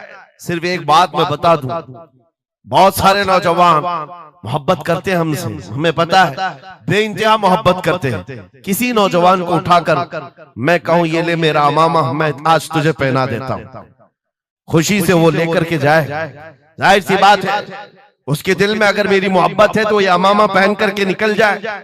मैं उससे पूछता हूं कि जब ये सर पर अमामा हो तो क्या शराब की दुकान पर खड़े हो सकते हो? क्या किसी आवारा गर्दी में जा सकते हो? सर के अमामे की कदर तुम रखे हुए बार बार दिल में ये ख्याल आएगा कि नहीं, मैं इस लिबास के साथ, इस अमामे के साथ यहाँ खड़ा रहूंगा तो दुनिया क्या सोचेगी? सिर्फ मैं तो एक निकम्मा आदमी, मेरे अमामे को पहनने के बाद तुम्हारा एहसास ये हो सकता है कि मुझे ना अब शराब के अड्डे पर जाना होगा, ना ताश के पत्तों पर, ना ही आवारा गर्दी में, ना किसी गली कूचे में, बल्कि उसे एहतराम लाजिम होता है। मेरे अजीजों, मेरे अमामे की क्या बात, तुम्हारी गर्दन पर तो रसूलुल्लाह की निस्बत का पट्टा, जिस जगह पर हो सिर्फ इतना ख्याल आ जाए कि मैं नबी पाक सल्लल्लाहु अलैहि वसल्लम का गुलाम हूं, कल को मेरे बदअमल किरदार से, मेरे किसी बुरे अखलाक से दुनिया हुजूर की तरफ उंगली ना उठाए, नबी पाक सल्लल्लाहु तआला अलैहि वसल्लम की तरफ उंगली ना उठाए। ये आज आपकी जरूरत है मेरे अजीजों, तुम्हारी निस्बतें हुजूर से वाबस्ता है तो तुम्हारा हर अमल दुनिया के सामने आईने की तरह है। जानते हो, जब ईद हो, बकरीद हो के जुलूस ईद मिलाद हो, दुनिया तुम्हें देखती है और पहचानना चाहती है कि कौन है मोहम्मद सल्लल्लाहु अलैहि वसल्लम। तुम अपने अखलाक से सफीर हो, तर्जुमान हो रसूलुल्लाह के, अपने अमाल से हुजूर पाक सल्लल्लाहु अलैहि वसल्लम की तर्जुमानी कर सकते हो और दुनिया हुजूर की तक पहुंचने का तुम जरिया बन सकते हो। आज एक हदीस में आपके सामने रखता हूं, हजरत उमर फारूक का दौर है। एक शख्स मदीने तैयबा में कर्जा लिया था किसी से और कर्ज चुका नहीं पा रहा था, और वो भी सहाबी हैं जिनसे कर्जा लिया है। उन्होंने आकर के मुकद्दमा कर दिया हजरत उमर के पास। तवज्जो से, हजरत उमर ने उस कर्जदार को बुलाया, कर्ज जिसके ऊपर था, बुलाया, कहा कि इनका कर्जा क्यों नहीं अदा करता? कहा मेरे पास कुछ चीज है नहीं, अदा कर दूंगा, मुझे मोहलत चाहिए, टाइम चाहिए। कहा कितना टाइम? बस 2 दिन का वक्त दे दें, मैं जाऊंगा अपने वतन और आकर के मदीने में इनका कर्जा अदा कर दूंगा। लेकिन अब वो पकड़ा गया हुआ आदमी है, इसको छोड़े तो किसकी जमानत पर छोड़े? जाहिर सी बात है, कोर्ट में जब तुम्हारी गिरफ्तारी हो जाए, कचहरी में, कोर्ट में हाजिरी होती है तो कोई ना कोई जामिन होता है जिसकी जमानत पर तुम्हें बेल दी जाती है। हजरत उमर ने पूछा, कोई तुम्हारा जमानत लेने वाला है यहाँ मदीने में? कहा या रसूल अल्लाह, हजरत उमर से, या अमीर अल मोमिनीन, यहाँ पर कोई मेरा ऐसा है नहीं जो जमानत ले सकता है, क्योंकि मैं नया हूं, जमानत कोई लेने वाला है नहीं। कहा फिर कैसे जाएगा, बेल कैसे दी जाएगी? भरे मजमे में से एक सहाबी हजरत अबू दरदा खड़े होते हैं, कहते हैं अमीरुल मोमिनीन, मैं इसकी जमानत लेता हूं, मैं इसकी जमानत लेता हूं। हजरत उमर फारूक ने कहा, अगर ये बंदा 2 दिन के बाद नहीं लौटा तो तुम्हें जेल में रखा जाएगा। जामिन के साथ यही होता है ना। तो उन्होंने कहा मुझे तस्लीम है। हजरत उमर के पास उन्होंने कबूल कर लिया और वो बंदा चला गया। तीन लोग हैं यहाँ पर, एक कर्ज दिया हुआ आदमी, एक कर्ज लिया हुआ और एक जमानत दिया हुआ। ये तीनों लोग अदालत से रिलेटेड हैं। अभी 2 दिन गुजर गए, हजरत उमर इंतजार कर रहे थे। शाम करीब आ गई, अदालत लगी हुई थी। आपने पूछा कि फलां जो कर्जदार था आया? लोगों ने कहा अभी नहीं आया। कहा बुलाओ अबू दरदा को जिन्होंने जमानत दी थी। बुलाया गया, कहा तुम्हारी गिरफ्तारी हो सकती है, तुमने जिसकी जमानत ली थी वो नहीं आया। हजरत अबू दरदा कहते मेरा यकीन है वो आएगा, मेरा यकीन है वो आएगा। मगरिब होने से पहले पहले वो बंदा देहात का रहने वाला दौड़ता हुआ आ गया, कर्जा वापस लेकर के आया। हजरत उमर के पास जब उसने रखा कि ये मेरे कर्ज की वापस मैं अमानत लेकर के आया हूं, बुलाएं उस सहाबी को जिनका कर्जा मैंने लिया था। वो सहाबी आए, कहा कि 2 दिन का ये वक्त लिया था और वापस लाकर तुम्हारा कर्जा दे दिया है। उस सहाबी ने कहा अमीरुल मोमिनीन मैं माफ करता हूं, मुझे नहीं चाहिए कर्ज, वापस नहीं चाहिए। अजीब मामला, कहा मैं माफ करता हूं। अब सुनो, हर एक से हजरत उमर ने पूछा, उस देहाती शख्स से पूछा। तीनों की जो बात है वो सबसे ज्यादा इंपॉर्टेंट है आज हमारे लिए। उस कर्जदार से पूछा तू भाग गया था, अपने घर गया था और यहाँ मदीने में कोई तुझे पहचानता नहीं था, गया था तो वापस वहीं से वहीं चला जाता कहीं तो तुझे ढूंढना मुश्किल होता। क्या बात है कि तू वापस लौट करके आया इस कर्जे को अदा करने के लिए? वो गरीब इंसान कहता है अमीरुल मोमिनीन चाहता तो मेरे पास रास्ते थे, उधर से उधर भाग जाता। मुसलमानों सुनो, जो लोग धोखाधड़ी करते हैं और लोगों के पैसे गबन करके खा करके बैठे रहते, वो एक साहबी है, गरीब है, कहते अमीरुल मोमिनीन मैं चाहता तो उधर से भाग कर चला जाता, लेकिन दिल में ये ख्याल आया कि अगर मैं चला गया तो बाद में दुनिया ये ना कहे कि मोहम्मद अरबी के गुलाम गद्दार होते, कहीं दुनिया ये ना कहे कि मोहम्मद अरबी के गुलाम धोखेबाज होते हैं। मेरे अमल से मेरे नबी की बारगाह में कोई उंगली ना उठाए, इसलिए मैं वापस आ गया। दूसरे वो सहाबी को हजरत उमर ने पूछा जिन्होंने जमानत दी थी, अबू दरदा तुम तो इसको पहचानते भी नहीं थे, तुमने जमानत क्यों दे दी? क्या यकीन था तुम्हारा कि ये आएगा? हजरत अबू दरदा कहते हैं डर तो सबको था, अजनबी को कौन जमानत देता है, लेकिन या अमीर अल मोमिनीन बात इतनी थी पूरे मजमे में सन्नाटा था, एक अजनबी के लिए जमानत देने वाला कोई नहीं था। मैं सिर्फ इसलिए खड़ा हो गया कि कल को दुनिया ये न कहे मोहम्मद अरबी के गुलामों में मदद करने का जज्बा खत्म हो गया, कोई हुजूर के बारे में ये न कह दे कि इनके गुलामों में रवादारी खत्म हो गई है, लोगों की मदद करने का जज्बा खत्म हो गया। हजरत उमर ने उस सहाबी से पूछा जिन्होंने कर्जा छोड़ दिया, माफ कर दिया, कहा तुम्हारी वजह से तो मुकदमा हुआ था, जब वो कर्ज लेकर वापस आया है तुमने माफ क्यों कर दिया? उस सहाबी ने भी कहा या अमीर अल मोमिनीन चाहता तो मैं ये रकम लेकर चला जाता, लेकिन मैंने भी दिल में ये सोचा कि कल को दुनिया ये न कहे मोहम्मद अरबी के गुलामों में माफ करने का जज्बा भी खत्म हो गया है। तीनों का अमल हुजूर से रिलेटेड है, तीनों का अमल नबी पाक सल्लल्लाहु ताला अलैहि वसल्लम से ताल्लुक रखता है। ऐ सुन्नियों, क्या आज हमारे हर अमल के साथ हमें ये नहीं सोचना चाहिए दुकान में बैठकर हो सकता है तुम 1 रुपया ज्यादा किसी को डाल दो, 1 रुपये से तुम्हारा कुछ होता नहीं, लेकिन साथ सामने आए हुए आदमी का ईमान बिगड़ न जाए, कहीं तुम्हारा चेहरा, तुम्हारी दाढ़ी, तुम्हारी टोपी, तुम्हारे नाम से वो दिल में ये नफरत ना पाल ले कि मोहम्मद अरबी के गुलाम झूठे होते हैं, नाउज़ बिल्लाह। तुम्हारे अमल से नबी पाक सल्लल्लाहु ताला अलैहि वसल्लम की तरफ उंगलियां उठाई जा सकती, इसलिए होना भी तो इंग्लैंड की बात है, माजी करीब की बात है। बस में एक कंडक्टर ने एक नौजवान को ½ पाउंड जो पेनी होती है वहां पर ½ पाउंड ज्यादा दे दिया था, टिकट पैसे लेकर के वापस जो चेंज देना था ½ पाउंड ज्यादा दे दिया था। वो नौजवान ने ले लिया, रख लिया, कहा इसको क्यों लौटाऊं, इसको क्यों लौटाऊं, लेकर बैठा रहा। 1 घंटे का सफर था, दिल में 2-3 मरतबा ख्याल आया ½ पाउंड लेकर करूं भी क्या, इसको दे देता हूं, फिर दिल में ख्याल आया इसको देकर क्या करूं इस काफिर को। बाद में इसी कश्मकश में बात ऐसी आई कि वो नौजवान कहता है बस से उतरने से पहले मैंने वो हाफ पाउंड कंडक्टर को दे दिया, कहा आपने 1 घंटा पहले मेरा टिकट निकाला था, उसमें ये हाफ पाउंड आपने ज्यादा मुझे लौटाया था, ये ले लीजिए आपकी।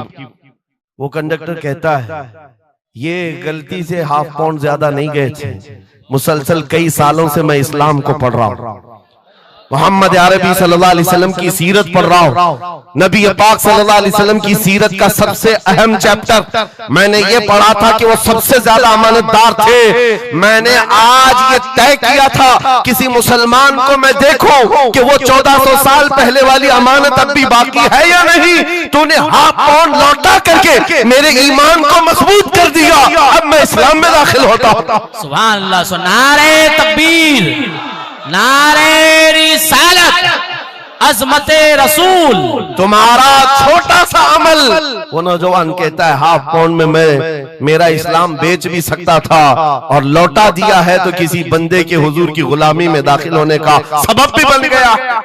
इसलिए अजीजा ने गिरामी औकात, हमारा हर अमल बड़ा जिम्मेदार है, हमारा हर अमल बड़ा जिम्मेदार है। सिर्फ आज के दौर में आपको एहसास में ये दिलाना चाहता हूं कि कुरान तुम्हारे मुतालिक कहता है कुंतुम खैर उम्मतिन, तुम सबसे बेहतरीन उम्मत हो, सबसे बेहतरीन उम्मत हो जो इंसानों में निकाले गए हो। मुझे बताओ अल्लाह की सर्टिफिकेट के बाद किसी कीड़े मकोड़े की सर्टिफिकेट की जरूरत होगी आपको?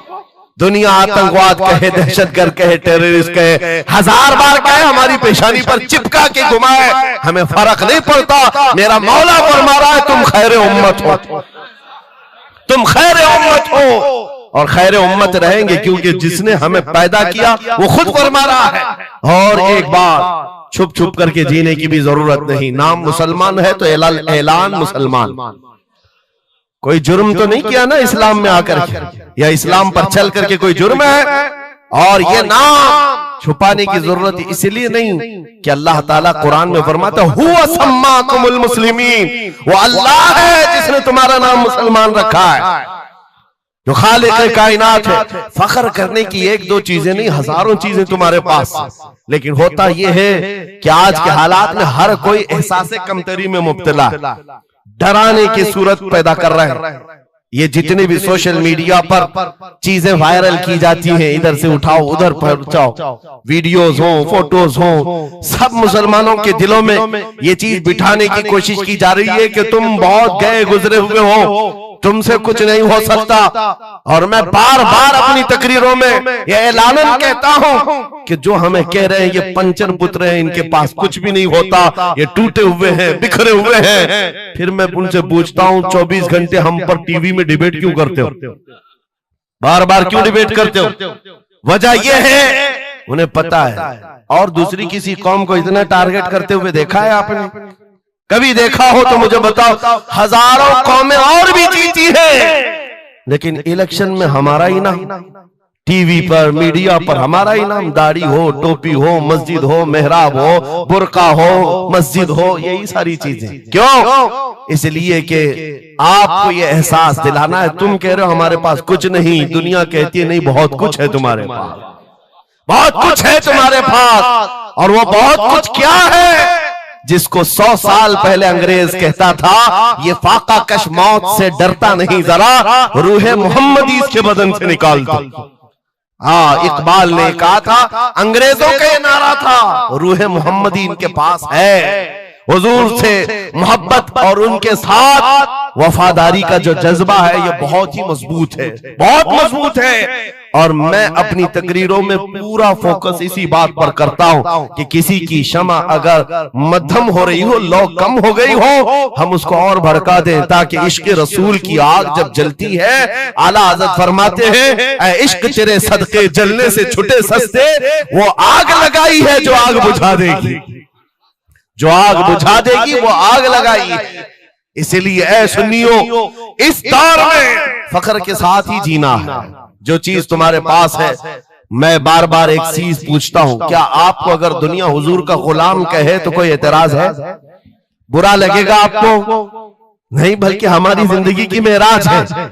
हुजूर का गुलाम कहकर पुकारे कोई हमको, हमारे लिए मेराज है। जब तुम्हारा यह अकीदा है कि मुझे उनकी गुलामी पर कोई पुकारे, मुझे कोई बुरा नहीं लगता बल्कि मेरी जिंदगी की ख्वाहिश है, तो ऐ अजीजों खुल कर के गुलामी क्यों नहीं करते? जब हैं उनके गुलाम तो खुलकर गुलामी करो। ये दाढ़ियां छुपा करके, टोपियां छुपा कर और कॉमन बनने के चक्कर में, सेकुलर बनने के चक्कर में मुनाफिकत का दरवाजा क्यों खटखटाते हैं? अगर नबी पाक सल्लल्लाहु अलैहि वसल्लम के तो पूरे वफादार उन्हीं के बनकर रहो। आओ मैं दो चंद मिसालें आपके सामने रखना चाहता हूं। सहाबा इकराम रिज़वानुल्लाहि ताला अलैहिम अजमईन की जो फर्स्ट प्रायोरिटी थी, सबसे पहला दर्जा किस बात के लिए रखते थे, जिसकी वजह से रब तबारक व तआला ने उनको औजे सुरैया पर पहुंचाया है, जिसके लिए शायर कहता है एक अरब ने आदमी का बोल बाला कर दिया, खाक के जर्रों को हमदोशे सुरैया कर दिया, खुद न थे जो राह पर औरों के हादी बन गए, क्या नजर थी जिसने मुर्दों को मसीहा कर दिया। परवाने को देखा है आपने? परवाने को देखा है? वो छोटे छोटे पतिंगे जो शमा के इर्द गिर्द घूमते हैं और अपनी जान देकर चले जाते, जब तक परवाना मरता नहीं, जाता नहीं है वहां से, वो शमा के सामने जान देकर जाता।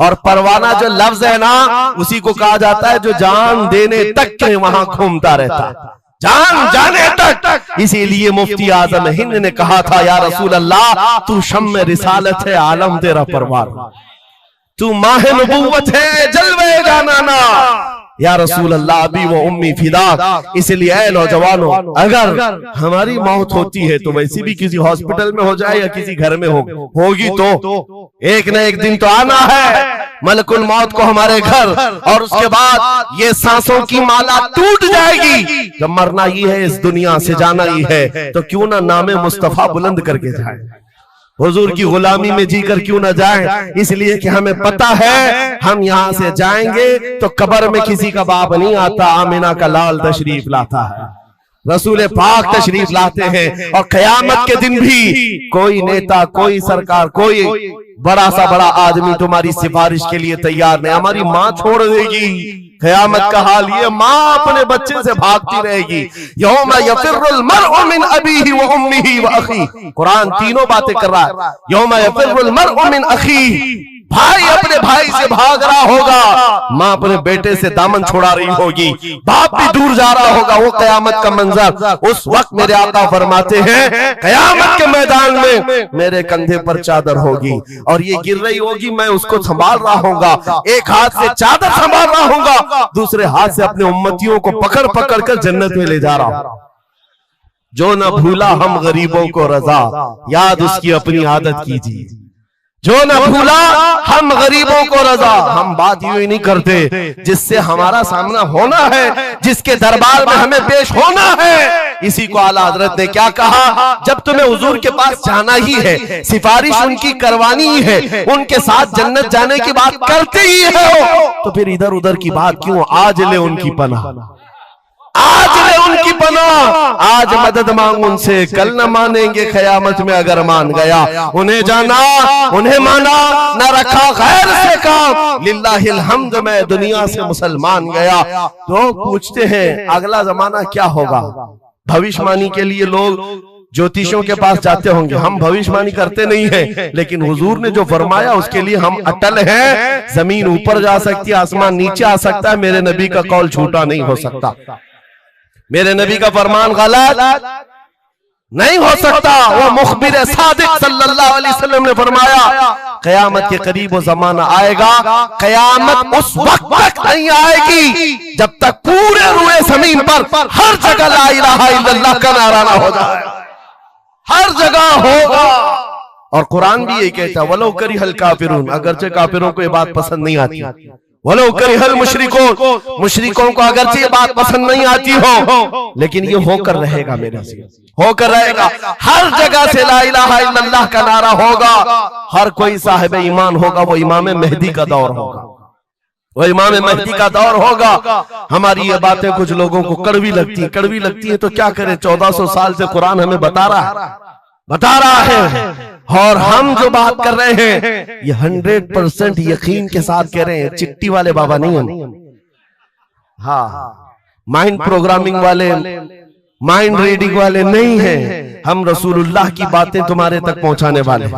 तुम्हारी चिट्ठी गलत हो सकती है, मदीने की खबर कभी नहीं झूठी हो सकती, कभी नहीं। हालात अगर आज बिगड़े हैं तो कोई बात नहीं, कुछ देर की खामोशी है, फिर शोर आएगा। आज कुत्तों का वक्त है, कल हमारा दौर आए। यकीन है ना इंशाअल्लाह? यकीन है तो फिर आओ हुजूर के दरबार में, वहां पर हम पहुंच जाते हैं। लोग हमसे पूछते हैं कहां तक ले जाना चाहते हो? दुनिया बहुत आगे बढ़ गई है, आज पेट्रोट मिसाइल बन चुके हैं, लोग चांद पर जा चुके हैं और सूरज पर कमंदे डालकर उससे इलेक्ट्रिक हासिल कर रहे हैं, बहुत तरक्की हो चुकी है। मैं कहता हूं, मैं अपने जवानों को कहता हूं, हम बहुत आगे नहीं जाना चाहते, हम पीछे जाना चाहते हैं, पीछे जाना चाहते हैं। लोगों ने पूछा कहां तक जाना चाहते हैं? मैं अपनी कौम को वहां तक पीछे ले जाना चाहता हूं जहां से खालिद बिन वलीद की तलवार की झनकार सुनाई देने लगे। और पीछे जाओ, इतना पीछे के हैदर कर्रार की गरजती हुई आवाज सुनाई देने लगे।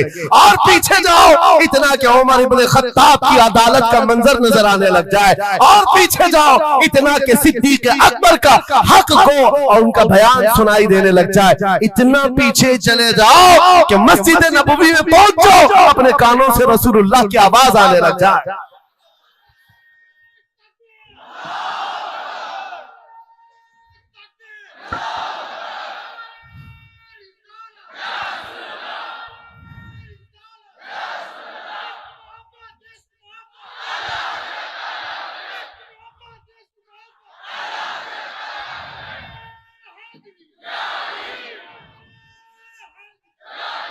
हमें जीना है हुजूर पाक के नाम से। तुम जितना भी छुपाओ, लेकिन दुनिया हुजूर के नाम से ही तुम्हें जानती है। और आज मैं ये बात के साथ अब अपनी गुफ्तगू खत्म करने पर आ गया हूँ। आखिरी मेरे जुमले हैं, याद रखो मेरे अजीजों, हमारी जिंदगी में पैदाइश से लेकर हमारी मौत तक, पैदाइश से लेकर हमारी मौत तक, हमारी नमाजें, हमारी अज़ानें, हमारी मस्जिदें, हमारी फातिहा की महफिलें, हमारे जलसे जुलूस, हर चीज, यहाँ तक कि कब्र की मजलिस, कब्र की मजलिस हो, कब्र के सवालात हो, उसके बाद हश्र का मैदान हो। मैं कह रहा हूं आपको, पैदा होने के दिन से लेकर, पैदा होने के दिन से लेकर, जिस दिन बच्चा पैदा हुआ उस दिन से लेकर, जो कान में अजान दी गई है उस दिन से लेकर के हमारे बचपन की बात, बिस्मिल्लाह खानी की महफिल हो, कि हमारे दरसगाह जाने की महफिल हो, उसके बाद हमारी शादी की महफिल हो, हमारी औलाद की महफिल हो, जिंदगी का हर शोबा, कब्र में जाने के बाद भी, हश्र में जाने के बाद भी एक जुमला याद रखो, वो जो न हो तो, वो जो न थे तो कुछ ना हो, वो जो न हो तो कुछ ना हो, हर शोबे में हुजूर न हो तो कुछ ना हो, कुछ ना हो। जब हमें ये पता है हर शोबे में हुजूर की जरूरत है, बुलाओ तुम अजाने पुकारो, क्या किसी अजान की कंप्लीट मुकम्मल होना हो सकता है हुजूर का नाम छोड़ करके? बिल्कुल नहीं। नबी पाक का नाम छोड़कर कोई नमाज नहीं है तुम्हारी हुजूर पाक पर सलाम भेजे बगैर, कोई नमाज नहीं, जिंदगी का कोई शोबा है ही नहीं। हो ना ये फूल तो बुलबुल का तरन्नुम भी ना हो, चमने दहर में कलियों का तबस्सुम भी ना हो ना ये साकी तो मैं भी ना हो, खुम भी ना हो, बस में तौहीद दुनिया में ना हो, तुम भी ना हो। या रसूल अल्लाह, खीमा अफलाक का इस्तादा उसी नाम से है, नबज़ हस्ती तपश आमादा उसी नाम से है, दश्त में दामन कोहसार में मैदान में है, बहर में मौज की आगोश में तूफान में है, चीन के शहर मराकश के बयाबान में है, पोशीदा हर मुसलमान के ईमान में है। सुभान अल्लाह। उस नाम पाक को हर जगह पर पाओगे, इसलिए आओ वफादारी के साथ जीते, वफादारी के साथ जीते हैं, सौदा नहीं करेंगे इंशाअल्लाह। हालांकि इस तरह बह जाने के बाद कई लोगों का इम्तिहान आ चुका है। हाँ, कई लोगों का इम्तिहान है, सकता जिसकी उसकी बात करनी चाहिए। यूपी में तो हम जाकर देखते हैं गाड़ियों पर वहां झंडे हर 5 साल पे बदलते रहते हैं। हाँ, जिसकी गवर्नमेंट है वो झंडे वही लगाते हैं। हम उस कौम की बात नहीं कर रहे हैं, किसी की जय विजय क्यों पुकारे, क्या गरज हमको, हमें काफी है सैयद अपना नारा, या रसूल अल्लाह, अपना नारा, या रसूल अल्लाह। बात मैं आपसे ये कह रहा हूं, जो मसलहत और हिकमत के इस दरिया में बह जाते नहीं, थोड़ा सा हमें भी पूजा पाठ भी कर लेनी चाहिए, थोड़ा हमें भी कशका लगा लेना चाहिए, कभी धोती भी पहन लेनी चाहिए, दिल रखना चाहिए। बिरादराने वतन है सारी बातें, ये सब बातें आज की इन सुलह कुल्लियों से जो आ रही, ये मुनाफिकीन से। मेरे आका सल्लल्लाहु ताला अलैहि वसल्लम के दरबार में मुशरिकीन आए थे, उन्होंने कहा था हम आपके साथ रहेंगे, बस शर्त इतनी है कि हमारे बुतों पर एक बार आप हाथ रख दो। हुजूर पाक ने फरमाया हाथ तो दूर की बात, नजर उठा के भी नहीं देखूंगा। और कुरान की पूरी सूरह नाजिल हुई, कुल या अय्युहल काफिरून ला अअबुदु मा ताबुदून। ऐ महबूब आप फरमा दे ऐ काफिरों, मैं उसकी इबादत नहीं करता जिसकी तुम करते हो, जिसकी तुम करते हो मैं उसकी इबादत नहीं करता। याद रखना मेरे अजीजों, अल्लाह रब्बुल इज्जत के बंदे हो, शिर्क तुम्हारे दिल के अंदर कभी नहीं आ सकता, कुफ्र कभी नहीं आ सकता। हालात के इन बहाव पर जो बह गया वो इम्तिहान में खत्म हो गया, वो चला गया। और जो जमा रहा, चाहे जैसी भी बात होगी, लेकिन मैं अल्लाह को अकबर मानता हूं तो अकबर ही है। बेशक अल्लाह अकबर, अल्लाह अकबर। इस नारे में किसी को दिक्कत है? हाँ, आगे की कुछ बातें ये, मैंने कल ही एक बात कहा, तवज्जो, तारीख में जाओगे अगर, बाज लोग ये कहते हैं अरे सब हालात हो गए, अभी खत्म हो गया, अब क्या करना है। एक जुमला मेरा नोट करके याद रखो, किसी मस्जिद में एक बुत रख देने से मस्जिद बुत कदा कभी नहीं बनती, मस्जिद बुत कदा कभी नहीं बनती। तारीख गवाह है, काबे के अंदर 360 रखे थे, तब भी काबा काबा ही था। और मेरे आका सल्लल्लाहु ताला अलैहि वसल्लम जब तशरीफ लाए, काबे को हर तरह की बुराइयों और आलाइशों से पाक किया और शिर्क और कुफ्र से पाक किया। उस काबे मुकद्दसा को मेरा यकीन है मेरे आका का कोई गुलाम आएगा, कुफ्र और शिर्क से पाक करेगा और उम्मत मोहम्मदिया के हवाले करेगा। जहां से नाकूस मचते हैं, इंशाअल्लाह आवाज आएगी अल्लाहु अकबर, अल्लाहु अकबर। नाउमीदी के साथ जीना यह हमारे लिए हराम है, हराम है। हम रसूलुल्लाह के दीन पर कायम हैं, तो हमारे पास किसी चीज की कमी हो तो फिर इधर उधर मुंह उठाएं। जिस दीन में अल्लाह ताला ने किसी बात की कमी नहीं रखी, उस कौम को यह जेब नहीं देता कि वो दूसरी प्रॉपर्टी पर नजर करे। जरूरत नहीं है, किस चीज की कमी है, किस चीज की कमी है, मौला तेरी गली में, उकबा तेरी गली में, दुनिया तेरी गली में। और फिर आला हज़रत की वो बात मैं बताता हूँ, फिर के गली गली तबाह, ठोकरे सबकी खाई क्यों, दिल को जो अक्ल दे खुदा तेरी गली से जाए क्यों। हुजूर के दरबार में जो है इज्जतों के साथ, इज्जतों के साथ। लखनऊ से एक राफजी कुत्ता 2 साल पहले धर्म परिवर्तन करके निकला था, नाम भी बदल लिया था। टीवी मीडिया वालों ने बहुत हॉट सीट पर बिठाकर चर्चे किए थे, देखो मुसलमान छोड़ छोड़ करके आ रहे दीन इस्लाम, एक्स मुस्लिम एक भी मिल जाए बिठाया जाएगा ऊंची कुर्सी पर, बाकी एक्स जो दूसरे उनको कोई नहीं पूछता। यहाँ दीन इस्लाम में रोज दाखिल होते, रोज दाखिल होते, इनको नहीं पूछा जाता कि फलां चीज छोड़ के इधर क्यों आए, नहीं, इस्लाम छोड़े हुए को हॉट सीट पर बिठाया जाएगा और पूछा जाएगा क्या बात थी, क्यों आए। ये तो सिर्फ और सिर्फ ये एक तौर पर लोगों के दरमियान टीआरपी हासिल करने का तरीका होता है मेरे अजीजों। बाकी उनकी पर्सनल जिंदगी को देखो, जो छोड़ करके गए थे 2 साल नहीं गुजरे कि वहां से भी किक मारकर निकाल दिए। धोबी का कुत्ता, न घर का न घाट का, ना अपने घर का बन सका, ना अपने कौम का, ना अपने दीन का, ना ही उनका हुआ जिनकी जूतियां उठा करके जीना चाहता था। कहां से वो कबूल करेंगे, वो दूसरे कास्ट को नहीं कबूल करते, तुझे कहां से लेंगे, कहां से लेंगे। हाँ, आला हज़रत ने 100 साल पहले एक बात कही थी, या रसूल अल्लाह, जो तेरे दर से यार फिरते हैं, दर बदर यूं ही खार फिरते हैं, सुभान अल्लाह, दर बदर यूं ही खार फिरते हैं। हुजूर पाक की बारगाह से जो निकला है, जिल्लत के साथ जी रहा होता है, और जो हुजूर के दरबार में आया है, इज्जतें तो इतनी। उस बिलाल हबशी को देखो, मक्का वाले जिनके पैरों में रस्सी डालकर खींचते थे, 6 साल के बाद जब वही बिलाल हबशी रसूलुल्लाह के साथ वापस मक्का में फतेह मक्का के दिन दाखिल हुए थे, मक्का में पहली अजान हो रही थी, अल्लाह के नबी ने बिलाल हबशी को काबे की छत पर चढ़ाया था, काबे की छत पर, ताकि मक्का वाले देखें जिस मोहम्मद अरबी के गुलाम को तुम मारते थे, सजाएं देते थे, अंगारों पर सुलाते थे, आज अल्लाह ताला ने उसी गुलामी की जजा पर काबे की छत पर पहुंचा दिया। जो नबी पाक की गुलामी में जख्म भी खाए, मौला करीम उसके मकामात को बुलंद कर देता है। एक बात ये तय है, हमारा जाना तो है ही दुनिया से आज या कल, लेकिन इसका मतलब ये नहीं हमारे मर जाने से इस्लाम भी खत्म हो जाएगा, ये जोश और जज्बा भी खत्म हो जाएगा। ये खाम ख्याली है। एक चिराग बुझाओगे, मौला 100 चिराग रोशन फरमाएगा।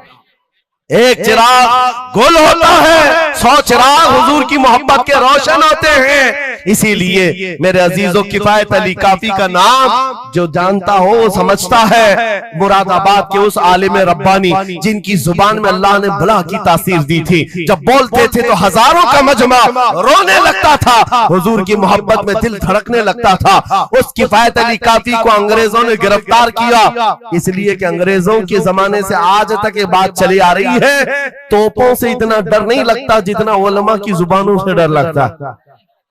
जुबानें ये असर दिखाती है। किफायत अली काफी को 7 दिन तक अंग्रेजों ने जिस्म पर स्त्री फेरी थी, जिस्म पर गरम स्त्री फेरते थे और चमड़ी जल जाती थी तो उस पर नमक छिड़कते थे, लेकिन वफादार मुस्तफा टस से मस नहीं हुआ।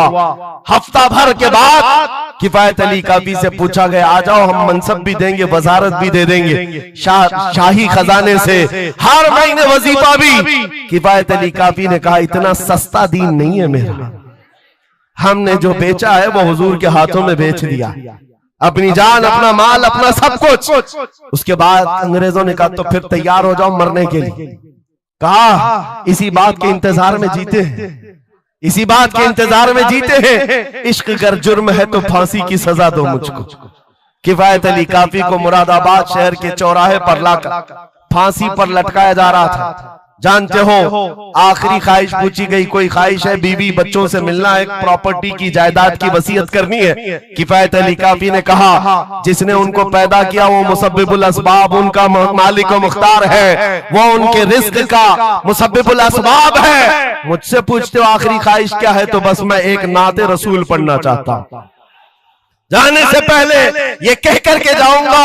और रकम हो गई तारीख में ये बात पढ़ा था किफायत अली काफी ने, कोई गुल बाकी रहेगा न चमन रह जाएगा, पर रसूलुल्लाह का दीन हसन रह जाएगा। सब फना हो जाएंगे काफी वो, लेकिन हश्र तक नाम हजरत का जुबानों पर छलन रह जाएगा। सुभान अल्लाह, सुभान। फांसी तो दे दी, और जो बात मैं कहने जा रहा हूं बड़ी तवज्जो से, 8 दिन तक जश्न मनाया था अंग्रेजों ने। यह 1857 की बात कर रहा हूं। गदर जिसको कहते हैं अंग्रेज, 1947 की आजादी से तकरीबन 90 साल पहले ये अभियान शुरू हो चुका था, तहरीक शुरू हो चुकी थी 1857 की, जब किफायत अली काफी को फांसी दिया। अंग्रेजों ने 8 दिन तक जश्न मनाया था। किस बात का जश्न था? कि एक ऐसा आदमी हमने मार गिराया है जो बार बार मोहम्मद अरबी की बात करता था, रूह फूंकता था जवानों में, मुसलमानों को बेदार करता था। अब कौन उठाएगा, अब कौन बेदार करेगा? उन जालिमों को पता नहीं, एक मुरादाबाद शहर में तुम किफायत अली काफी को फांसी दे रहे हो, उसी के पड़ोस शहर में मौला बरेली में इमाम अहमद रजा को पैदा फरमा रहा है। सुभान अल्लाह, सुभान अल्लाह। मुरादाबाद और बरेली में सिर्फ 100 किलोमीटर का फासला है। एक आशिक को तुमने फांसी दे दी। यही जमाना है जब आला हजरत बरेली में पैदा हो रहे हैं। अंग्रेजों के ख्वाबो ख्याल में भी नहीं है एक आशिक के खत्म होने के बाद दूसरा जो उठेगा वो क्या हंगामा करेगा। और बरेली के ताजदार ने हंगामा ऐसा किया है, चप्पे चप्पे से आज आवाज आती है, डाल दी कल्ब में अज़मत मुस्तफा सैयदी आला हजरत पे लाखों सलाम। सुभान अल्लाह, सुभान अल्लाह। बहुत मेरे अजीजों, ये कभी खत्म ना होने वाला सिलसिला, हुजूर पाक सल्लल्लाहु तआला अलैहि वसल्लम की मोहब्बत का सिलसिला कभी नहीं खत्म होगा। मैं बहुत देर पहले ही कह चुका था, ये मेरे आखिरी जुमले हैं, लेकिन मुझे कहा गया है कि हजरत तशरीफ ला रहे हैं, इसलिए जब तक स्टेपनी बना हुआ तब तक के लिए स्टेपनी है। हजरत तशरीफ लाए, अब हमारी भी ताकत जवाब दे रही है। आपकी ताकत जवाब नहीं दी है तो एक बार हुजूर को पुकारो, लब्बैक या रसूल अल्लाह, लब्बैक, लब्बैक या रसूल अल्लाह, लब्बैक या रसूल अल्लाह, लब्बैक या रसूल अल्लाह। आओ हम अपनी गुफ्तगू का इख्तिताम इस बात पर करते हैं, या रसूल अल्लाह तेरे गुलामों का नक्शे कदम है राह खुदा, वो क्या बहक सके जो ये सुराग लेके चले। मुसलमानों, इस बात को गुट्ठी में पी करके जाओ कि मोहम्मद से वफा तूने तो हम तेरे हैं, ये जहां चीज है क्या लौह कलम तेरे हैं। उठो कुव्वत इश्क से हर बस्त को बाला कर दो, दहर में नामे मोहम्मद से उजाला कर दो। कौन देता है, देने को मुंह चाहिए, अरे देने वाला है सच्चा। वाखिरु दावाना अल्हम्दुलिल्लाहि रब्बिल आलमीन। दोस्तों, उम्मीद है ये मुफ्ती सलमान अजहरी साहब का ये बयान आपको बहुत ज्यादा पसंद आया होगा। दोस्तों, बयान पसंद आया हो तो हमारे चैनल को सब्सक्राइब करना और वीडियो को लाइक करना बिल्कुल ना भूलें। दोस्तों, हम आपके सामने रोजाना मुफ्ती सलमान अजहरी साहब के नए नए बयान लाते रहेंगे। दोस्तों, आपसे गुजारिश है हमारे चैनल को सब्सक्राइब जरूर करें। माशाअल्लाह, सुबहान अल्लाह, कितना प्यारा बयान था। दोस्तों, उम्मीद है ये बयान आपको बहुत ज़्यादा पसंद आया होगा। दोस्तों, बयान पसंद आया हो तो हमारे चैनल को सब्सक्राइब करना और वीडियो को लाइक करना बिल्कुल न भूलें। दोस्तों, बयान कैसा लगा हमारे कमेंट बॉक्स में ज़रूर अपनी राय दें। दोस्तों, हम आपके सामने रोज़ाना मुफ्ती सलमान अजहरी साहब के नए नए टॉपिक पर बयान लेकर आते रहेंगे। दोस्तों, जैसे कि आप जानते हैं कि मुफ्ती सलमान अजहरी साहब जिस अंदाज़ में बयान करते हैं, उनकी एक एक बात दिल के अंदर उतर जाती है। दोस्तों, उनका बयान सुनकर ईमान ताज़ा हो जाता है। दोस्तों, आपसे गुजारिश है, अगर अभी तक हमारा चैनल सब्सक्राइब नहीं किया है तो आपसे गुजारिश है हमारे चैनल को सब्सक्राइब ज़रूर करें। दोस्तों, मुफ्ती सलमान अजहरी साहब को बयान सुनने के लिए ऑडियंस बेकाबू हो जाती है। दोस्तों, हम आपके सामने रोज़ाना बयान लेकर आते रहेंगे। दोस्तों, आज से एक विनती है कि आप एक बार दरूद शरीफ पर नज़राना पेश कीजिए। अल्लाहुम्मा सल्ली अला मुहम्मद व अला आलि मुहम्मद कमा सल्लैता अला इब्राहीम व अला आलि इब्राहीम इन्नका हमीदुम मजीद। अल्लाहुम्मा बारिक अला मुहम्मद व अला आलि मुहम्मदिन कमा बारकता अला इब्राहीम व अला आलि इब्राहीम इन्नका हमीदुम मजीद। दोस्तों, हम आपके सामने रोज़ाना नए नए टॉपिक पर बयान लेकर आते रहेंगे। दोस्तों, आपसे गुजारिश है, अगर अभी तक हमारा चैनल सब्सक्राइब नहीं किया है तो अजहरी रिएक्ट को सब्सक्राइब करना बिल्कुल न भूलें। चलिए दोस्तों, मिलते हैं अगली वीडियो में। जज़ाकल्लाह।